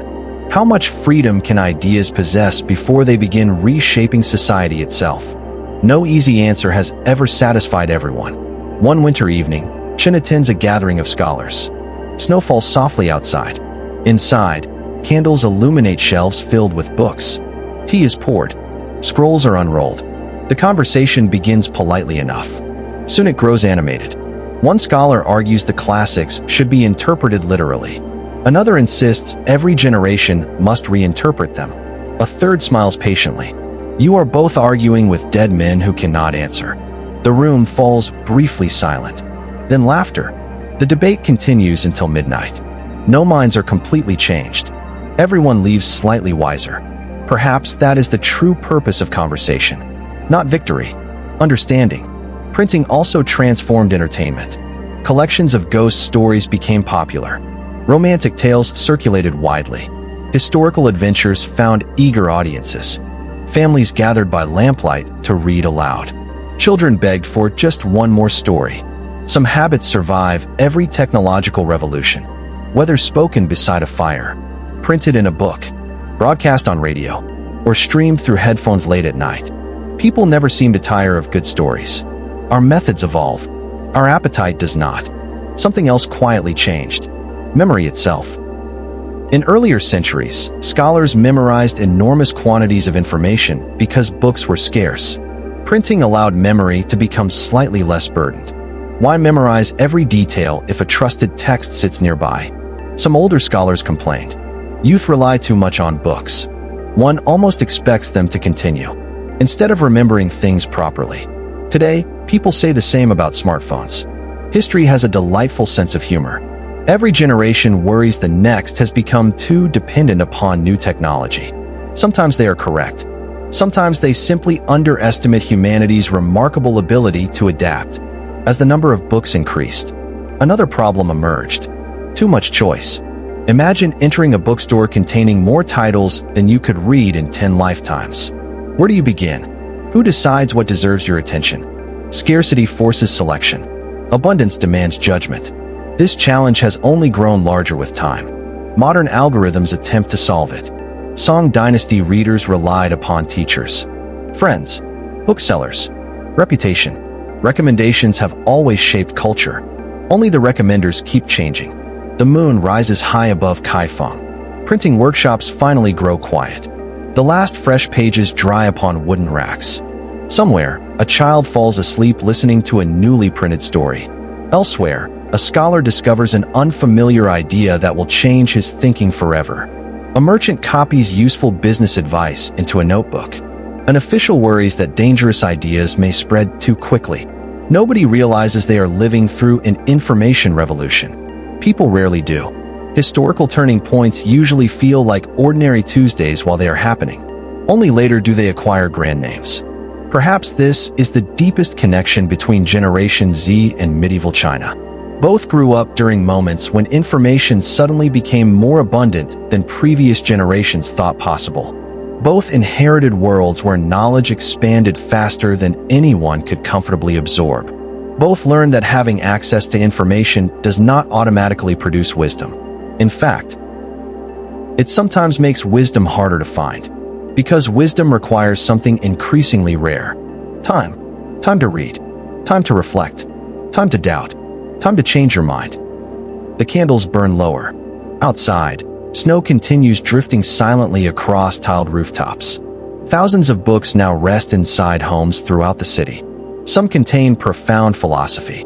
Others contain ordinary entertainment. Most will eventually be forgotten. A precious few will survive for centuries. Such is the fate of ideas. Most vanish quietly. The best continue whispering long after their authors have disappeared. And as the printed word reshapes how people think, another force is quietly transforming how they spend their precious free time. Not studying, not working, but escaping. Into games, music, stories, celebrities, and entertainment so addictive that even medieval parents occasionally complain their children were wasting too much time. Some complaints, it seems, are absolutely timeless. Entertainment, escapism, and the original content creators. Night has settled gently over Kaifeng. The day's business is finished. Market stalls close one by one. Wooden shutters slide into place with a familiar thud. The smell of roasted chestnuts lingers in the cool evening air. Families finish supper. Students finally close their books, at least the responsible ones. The city exhales. For a little while, survival can wait until tomorrow. Now comes something equally important. Entertainment. History has a peculiar habit of making ancient people seem endlessly serious. As though every conversation concerned philosophy. Every afternoon involved military strategy. Every evening was devoted to contemplating the rise and fall of dynasties. The truth is considerably more enjoyable. People have always loved wasting time. Not because they were lazy, because they were human. Imagine walking through Kaifeng after sunset. Lanterns hang above narrow streets, casting warm circles of golden light across the stone pavement. Music floats through the evening air. Somewhere, a flute begins playing. A drum answers from another street. Children weave between adults, chasing one another through crowded markets. Vendors call out cheerful greetings. The smell of grilled fish mixes with sweet pastries, sesame cakes, hot dumplings, roasted duck, and freshly brewed tea. The city feels alive. Not despite the darkness. Because of it. Work belongs to daylight. Stories belong to the night. The Song Dynasty possessed one of the most sophisticated entertainment cultures anywhere in the medieval world. Professional storytellers performed nightly. Acrobats amazed enormous crowds. Puppet theaters staged elaborate adventures.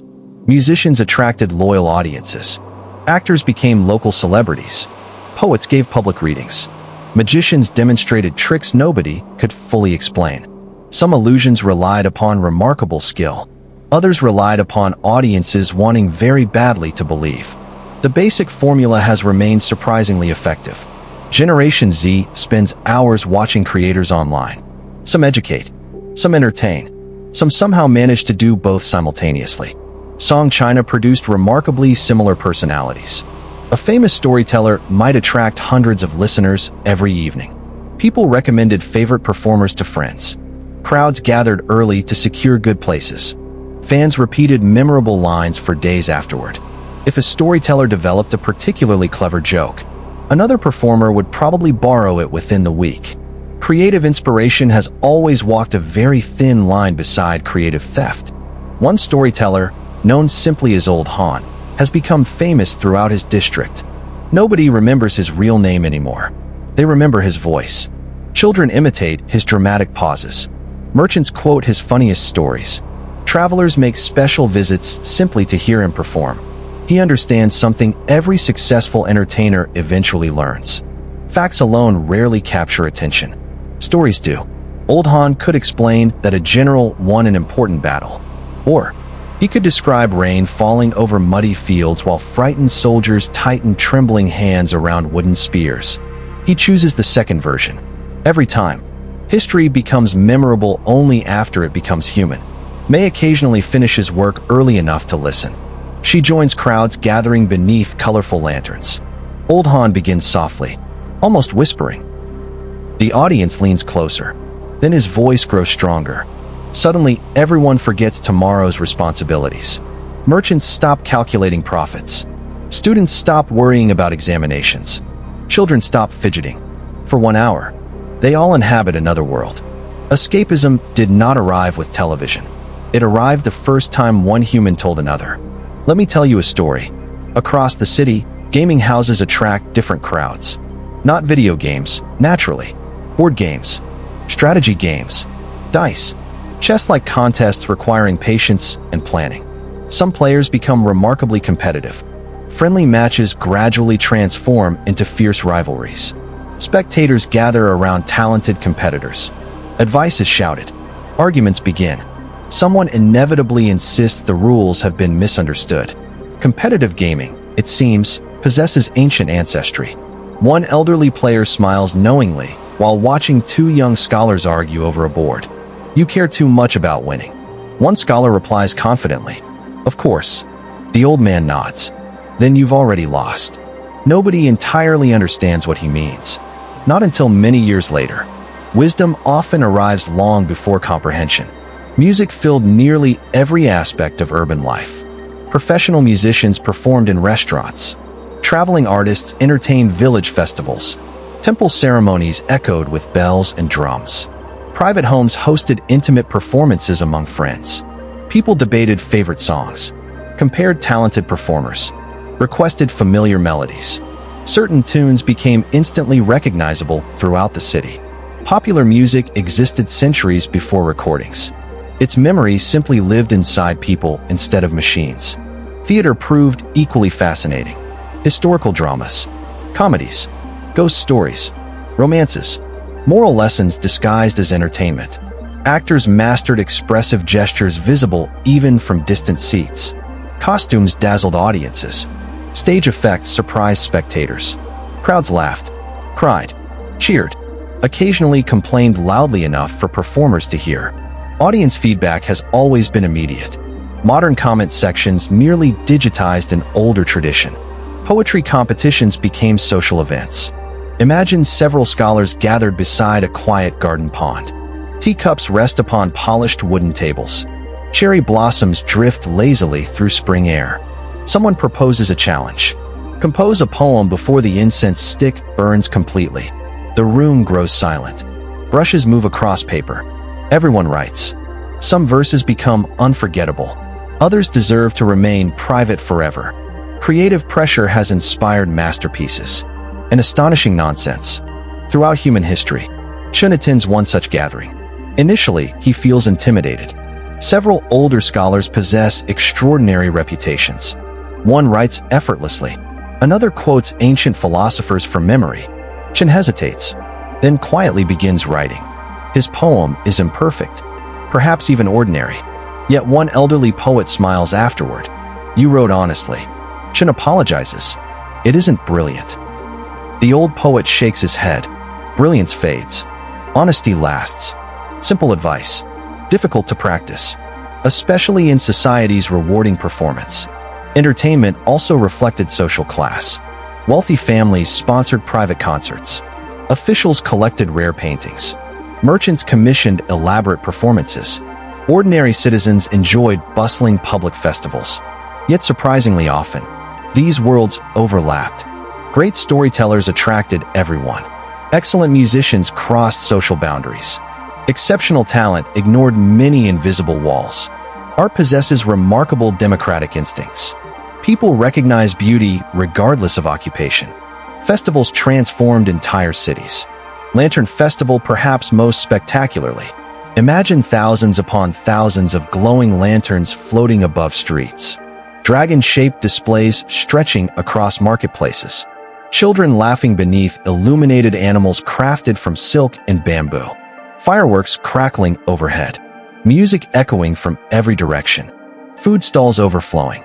The entire city appearing almost dreamlike. Visitors later described these celebrations with genuine amazement. One almost suspects photographs would have struggled to capture the atmosphere.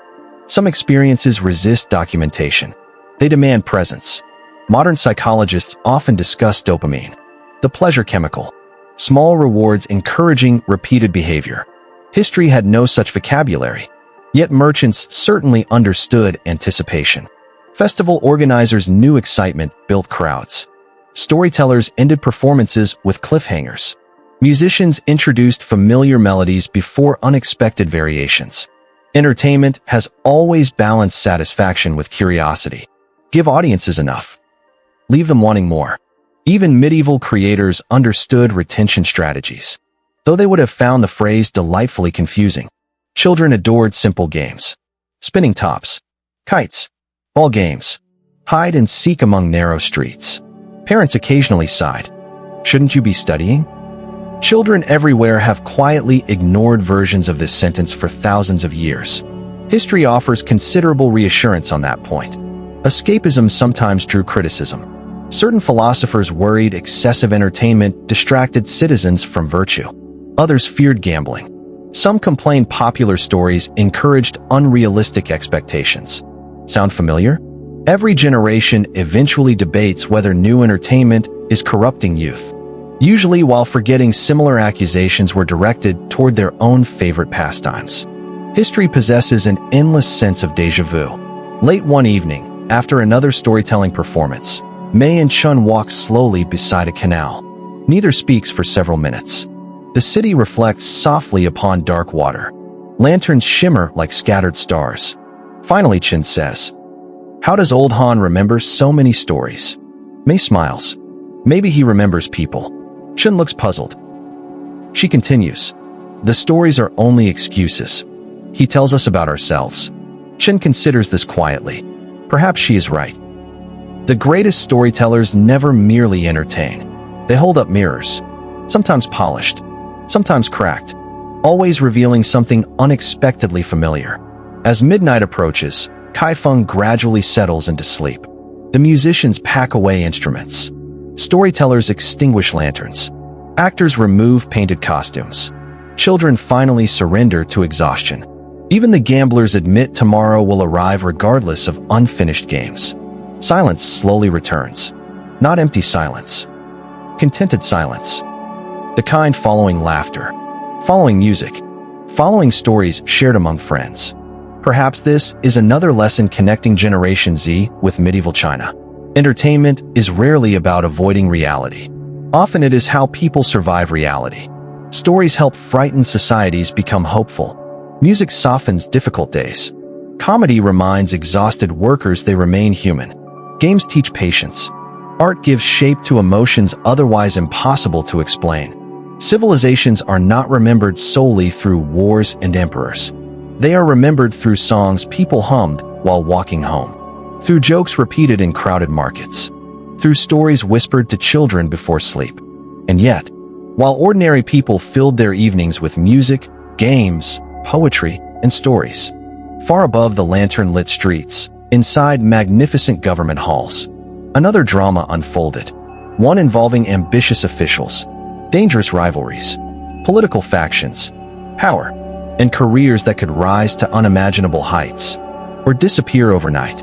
Because behind the elegance of medieval China stood a bureaucracy so vast, so intricate, and so competitive that it sometimes resembled the world's largest office, only with considerably more silk robes and significantly fewer coffee breaks.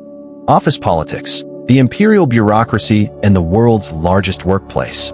Just before sunrise, while most of Kaifeng still sleeps beneath a blanket of fading stars, another city is already awake. Not the city of merchants, not the city of storytellers, not the city of students cramming for examinations. This is a quieter city hidden inside the larger one.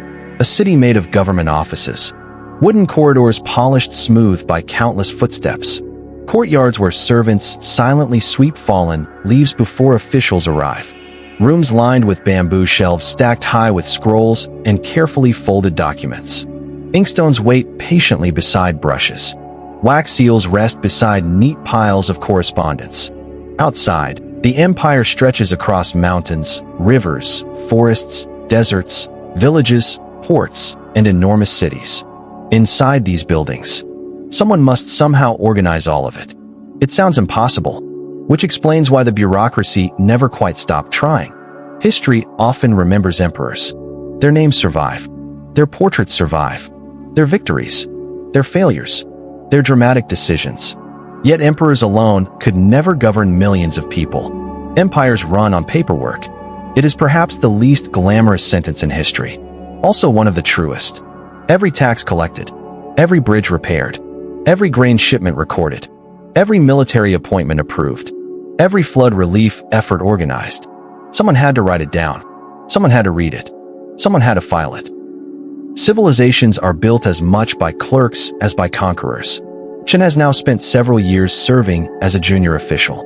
The excitement of his first appointment has quietly faded. Reality has arrived. His mornings begin before dawn. Reports arrive continuously. One village requests help repairing irrigation canals. Another reports crop failures after heavy rain. Merchants petition for lower transport taxes. Military officers request additional supplies. Every document requires attention. Every decision affects real lives. No pressure, just an empire depending upon your handwriting. People sometimes imagine historical government as simple. The emperor commands. Everyone obeys. History politely clears its throat. Nothing involving human beings has ever been that straightforward. The Song bureaucracy was one of the most sophisticated administrative systems in the medieval world. Thousands of officials managed different regions. Departments specialized in finance, justice, military affairs, agriculture, public works, ceremonies, education, records, inspections. If this sounds suspiciously like a modern civil service, that is because, in many respects, it was. Only with more calligraphy. Meetings could last for hours. Senior officials debated policy. Junior officials copied notes. Messengers hurried through corridors carrying fresh documents. Someone inevitably misplaced an important report. Another blamed the courier. The courier blamed the weather. The weather declined to comment. Office politics, it seems, are wonderfully adaptable across centuries. Modern workers often joke that many meetings could have been summarized in a single email. Song officials lacked email. They compensated by holding even longer meetings. Progress, perhaps, is relative. One rainy morning, Chen carefully presents a proposal to improve flood defenses along a nearby river. He has spent weeks gathering information, interviewing local farmers, reviewing older records, calculating costs. The proposal is practical, thoughtful, necessary. A senior official nods approvingly. Another immediately objects. The expense is too great. A third interrupts. The expense of flooding will be greater. A fourth quietly wonders whether supporting either side might damage his political prospects. The discussion continues. Hours pass. Outside, the rain continues falling. History often imagines political disagreements as battles between good and evil. More often, they are battles between competing priorities. Everyone believes they are protecting the empire. They simply disagree about how. One of the greatest challenges facing any bureaucracy is information. By the time news traveled from distant provinces to the capital, weeks might have passed, sometimes months. A rebellion reported in spring might already be over before officials read the first letter. A drought might worsen dramatically while paperwork slowly crossed hundreds of miles. Distance distorted governance. Modern governments complain about information overload. Song officials often faced information delay. Neither problem proved especially enjoyable. Promotion within the bureaucracy resembled climbing an endless staircase. A successful official earned greater responsibility, higher salary, more influence. Also, more rivals, more scrutiny, more opportunities to make catastrophic mistakes. The higher one climbed, the narrower the path became. Ambition has always carried altitude sickness. Chun gradually discovers something nobody mentioned during examination preparation. Passing examinations proves you understand books. Working in government requires understanding people.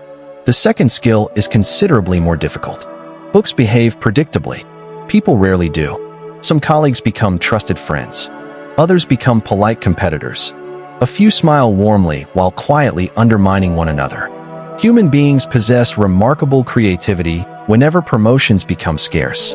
One official praises Chen publicly while criticizing him privately. Another does the opposite. A third simply avoids conflict altogether. Every office develops its own ecosystem. Every workplace writes unwritten rules. Success depends partly upon learning them. Generation Z would likely recognize this immediately. The bureaucracy also attracted idealists.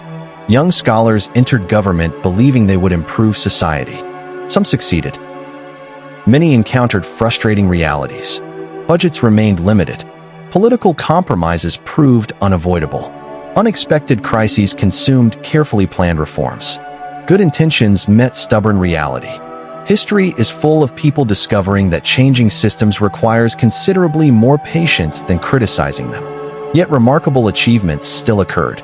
Canals expanded trade. Schools educated future generations. Tax reforms stabilized local economies. Disaster relief saved thousands. Infrastructure connected distant provinces. These accomplishments rarely receive dramatic films. There are few action sequences involving efficient record-keeping. Nevertheless, millions of lives improved because competent administrators quietly performed ordinary work. History often celebrates spectacular victories. Civilization usually advances through consistent competence. Meanwhile, May observes government officials visiting the tea shop more frequently. She notices patterns. Junior officials arrive carrying heavy stacks of documents. Senior officials arrive carrying heavier expressions. One elderly administrator always orders the same tea, always sits beside the same window, always sighs before reading another report. Routine has become his companion.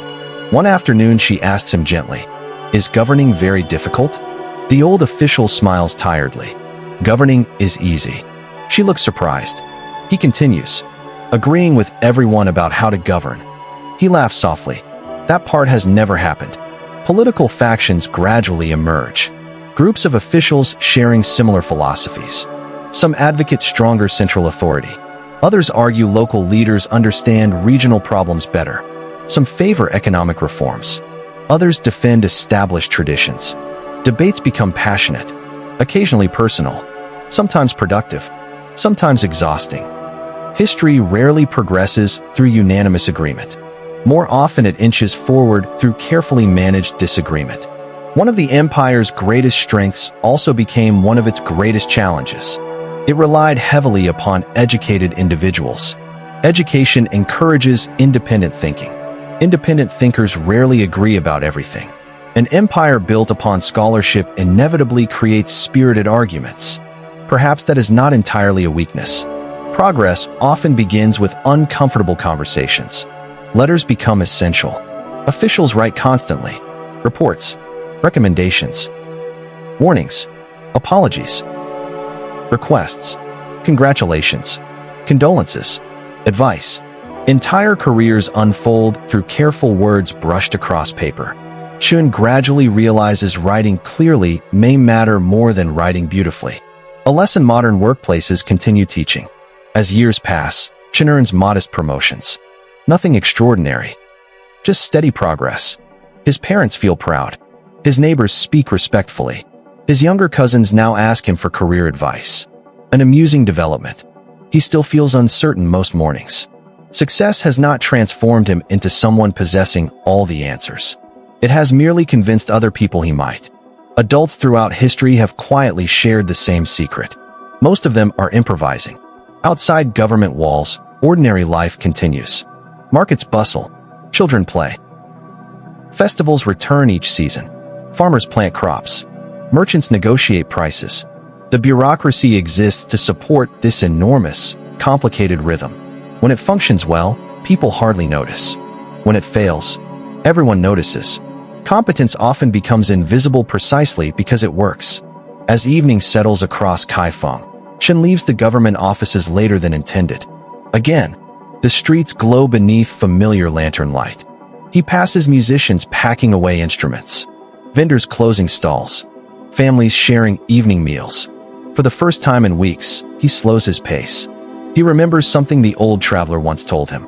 "I only regret believing I could postpone happiness until everything was finished." The reports will still be there tomorrow. The empire, astonishingly, will survive one evening without him. He turns toward May's family tea shop instead. Not because history requires dramatic romance, but because sometimes the wisest decision an exhausted person can make is simply to share tea with someone who makes the world feel a little quieter. Above them, the stars shine exactly as they did centuries before the Song Dynasty, and exactly as they will centuries afterward.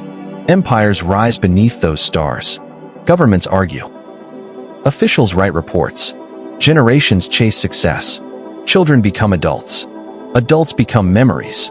The sky remains wonderfully patient. Perhaps it understands something we often forget. No civilization lasts forever. No trend remains permanent. Not even the greatest empire can escape time. And in our next chapter, the story begins to change. Because the world Chun has spent his life building. The prosperous, confident, sophisticated Song dynasty will soon encounter forces that no examination, no bureaucracy, and no careful planning can fully control. For every civilization, there comes a moment when history stops asking whether it can grow and begins asking whether it can endure. When the feed changes, the fall of a golden age and what it says about us. There is a curious illusion every generation shares. It whispers softly enough that most people never notice it. It says, "This is how the world has always been."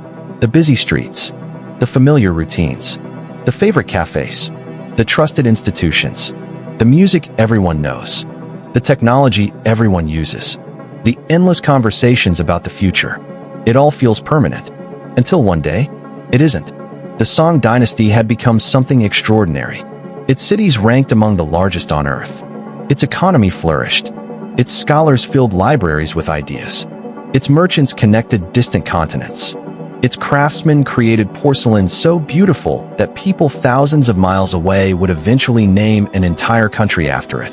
Its engineers designed bridges, canals, clocks, ships, and machines that amazed visitors.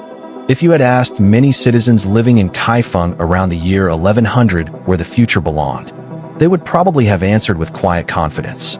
Here, history has a habit of humbling confidence. The first signs rarely appear dramatic. Trade slows slightly. Political disagreements become more frequent. Budgets grow tighter. Military warnings arrive from distant frontiers. Most people continue living ordinary lives. Children still chase each other through markets. Tea still tastes like tea. Poets still write about the moon. Merchants still complain about taxes. Life rarely announces that history is about to change. It simply keeps moving. Far to the north, however, another story has been unfolding. New powers are rising. Nomadic peoples, organized under determined leaders, are becoming stronger. Borders once considered secure begin feeling uncertain. Messages arrive in government offices describing raids. Military commanders request reinforcements. Officials debate strategy. Some argue diplomacy. Others advocate war. Meetings become longer. Voices become sharper. Outside those meeting halls, ordinary citizens continue buying vegetables. History always exists on multiple levels at once. For someone in the palace, the empire seems fragile. For someone selling dumplings, Tuesday still looks like Tuesday. Chen notices the atmosphere changing inside the bureaucracy. Reports that once discussed irrigation projects now increasingly mention troop movements. Military budgets expand. Infrastructure projects are postponed. The tone of official correspondence grows more urgent. He has lived through enough years of government service to recognize a pattern. When paperwork becomes tense, the world usually follows. May notices different signs. Travelers arrive less frequently. Merchants hesitate before making expensive purchases. Foreign goods become harder to find. Conversations at the tea house drift toward uncertainty.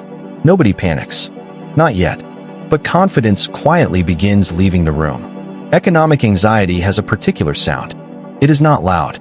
It is measured. People simply begin asking, perhaps we should wait. History remembers dramatic dates. The people living through them usually do not. When the Jurchen armies advanced during the early 12th century, very few ordinary citizens woke that morning believing they stood at the edge of a historical chapter. They worried about breakfast, about debts, about family, about work. Then history arrived anyway. The Song capital eventually fell. The event shocked the empire. The emperor himself was captured during what later generations would call the Jinkong incident. A civilization that had seemed stable suddenly discovered stability was never guaranteed. Libraries burned. Government offices emptied. Families fled. Roads filled with refugees carrying whatever possessions they could manage. The city that had once echoed with storytellers and musicians now echoed with uncertainty. The contrast must have felt unbearable. One season, people debate poetry. The next, they debate survival. Chen never imagined leaving Kaifeng. His entire adult life existed inside those familiar streets. The government offices, the examination halls, the canals, the tea shops, the libraries. Now he packs only what he can carry. A few books, several letters, one carefully wrapped inkstone given by his father years earlier. It suddenly seems strange how little of an entire life fits inside a bundle. May closes the family tea shop for perhaps the last time. She runs her hand gently across the worn wooden counter. How many conversations happened here? How many strangers became friends? How many travelers shared stories from distant lands? Buildings remember quietly, even after people leave. She extinguishes the final lantern. The room grows dark. The roads south become crowded. Officials, merchants, farmers, children, old people, everyone moving, everyone hoping. Nobody entirely certain what tomorrow holds. The wealthy discover money cannot purchase certainty. The educated discover examinations cannot negotiate with invading armies. The famous discover reputation offers little protection against chaos. History possesses an unsettling fairness. When civilizations tremble, nearly everyone feels the shaking. Yet something remarkable also happens. The Song dynasty does not simply disappear. It adapts. The imperial court establishes itself farther south. New cities flourish. Trade recovers. Culture survives. Books continue being printed. Poets continue writing. Families continue raising children. Human beings possess astonishing resilience. Empires may fracture. Civilization often finds another path. Generation Z has grown up hearing words like disruption, transformation, economic uncertainty, artificial intelligence, climate change, globalization, pandemics, political polarization. Many wonder whether they are living through the end of one era and the uncertain beginning of another. The people of the Song dynasty would likely understand that feeling, not because their circumstances were identical. They were not. But because they too experienced the unsettling realization that the future they expected would not arrive exactly as imagined. History rarely repeats. It rhymes. Not perfectly, not predictably, but emotionally. The details differ. The emotions echo. The technologies change. Human nature stubbornly remains recognizable. Think back through everything we have seen. Young scholars sacrificing sleep for examinations. Families debating careers. People carefully curating public identities through clothing and manners. Merchants building personal brands through trust. Information spreading faster than previous generations expected. Entertainment distracting exhausted workers after difficult days. Political arguments filling government offices. Ambitious young adults wondering whether success will finally bring peace. None of these experiences belong exclusively to Generation Z. Neither do they belong exclusively to medieval China. They belong to humanity. Perhaps that is why history comforts us. It reminds us we are rarely the first people to feel overwhelmed. Someone else has stared at an uncertain future before. Someone else has worried they were falling behind. Someone else has wondered whether society was changing too quickly. Someone else has feared becoming ordinary. Someone else has quietly hoped tomorrow might be kinder. Across thousands of years, strangers become companions. Late in life, imagine Chun walking beside a quiet river in southern Song territory. His hair has turned silver. His hands carry the familiar stains of decades spent writing. Children nearby know little of the old capital. To them, Kaifeng is already becoming history. Chen smiles gently. He realizes something unexpected. The places he loved mattered. The achievements mattered. The examinations mattered. But what he remembers most clearly are smaller things. Rain against the roof of a tea shop. An old traveler offering simple wisdom. Conversations with May beneath lantern light. The smell of fresh paper inside a bookseller's shop. Laughter echoing after a storyteller's final joke. History often hides inside ordinary afternoons. May grows old as well. She still prepares tea with patient hands. Travelers continue arriving. Younger people ask questions about the old days. She notices something amusing. Every generation believes it invented uncertainty. Every generation believes older people had easier lives. She laughs softly, then pours another cup. Perhaps that is the greatest lesson medieval China offers Generation Z. Not that the two are identical. They are separated by a millennium of astonishing technological change. One world traveled by horse, the other by fiber optic cable. One copied books on a paper, the other carries entire libraries inside a pocket. One shared gossip through tea houses, the other shares it across continents in seconds. The differences matter. They matter enormously. Yet beneath those differences, the same heart continues beating. People still search for belonging, still compare themselves with others, still dream about meaningful work, still worry they are wasting time, still seek love, still tell stories, still laugh after long days, still stay awake wondering what tomorrow will bring. Perhaps every generation believes it stands at the center of history. History gently reminds us that we stand inside a very long conversation instead. The lanterns have nearly burned out now. The streets of Kaifeng exist only in memory. Its markets have fallen silent. Its storytellers finished speaking centuries ago. Yet somehow, their voices continue reaching us. Not through magic, not through myth, but because human experiences have extraordinary longevity. The names change, the clothing changes, the language changes. The hopes remain familiar. So the next time someone claims that Generation Z is unlike any generation before it, perhaps smile gently, not because the claim is entirely wrong. Every generation truly is unique. Each inherits different technologies, different challenges, different opportunities, different fears. But uniqueness does not erase continuity. The past is not another planet. It is a neighboring room. If we listen carefully enough, we can still hear quiet conversations drifting through the walls. A scholar turning another page by candlelight. A merchant opening a shop before sunrise. A storyteller waiting for the audience to settle. A young woman pouring tea. A young man wondering whether he has done enough. The questions they carried have not disappeared. They have merely learned new vocabulary. And now, our own evening grows quiet. The lanterns fade. The ink dries. The canals grow still beneath the moon. Somewhere, far beyond the rooftops of history, dawn is already preparing another ordinary day. People will wake. They will work. They will love. They will worry. They will laugh. They will tell stories, just as they always have. Sleep well. The centuries will keep watch until morning. End of documentary.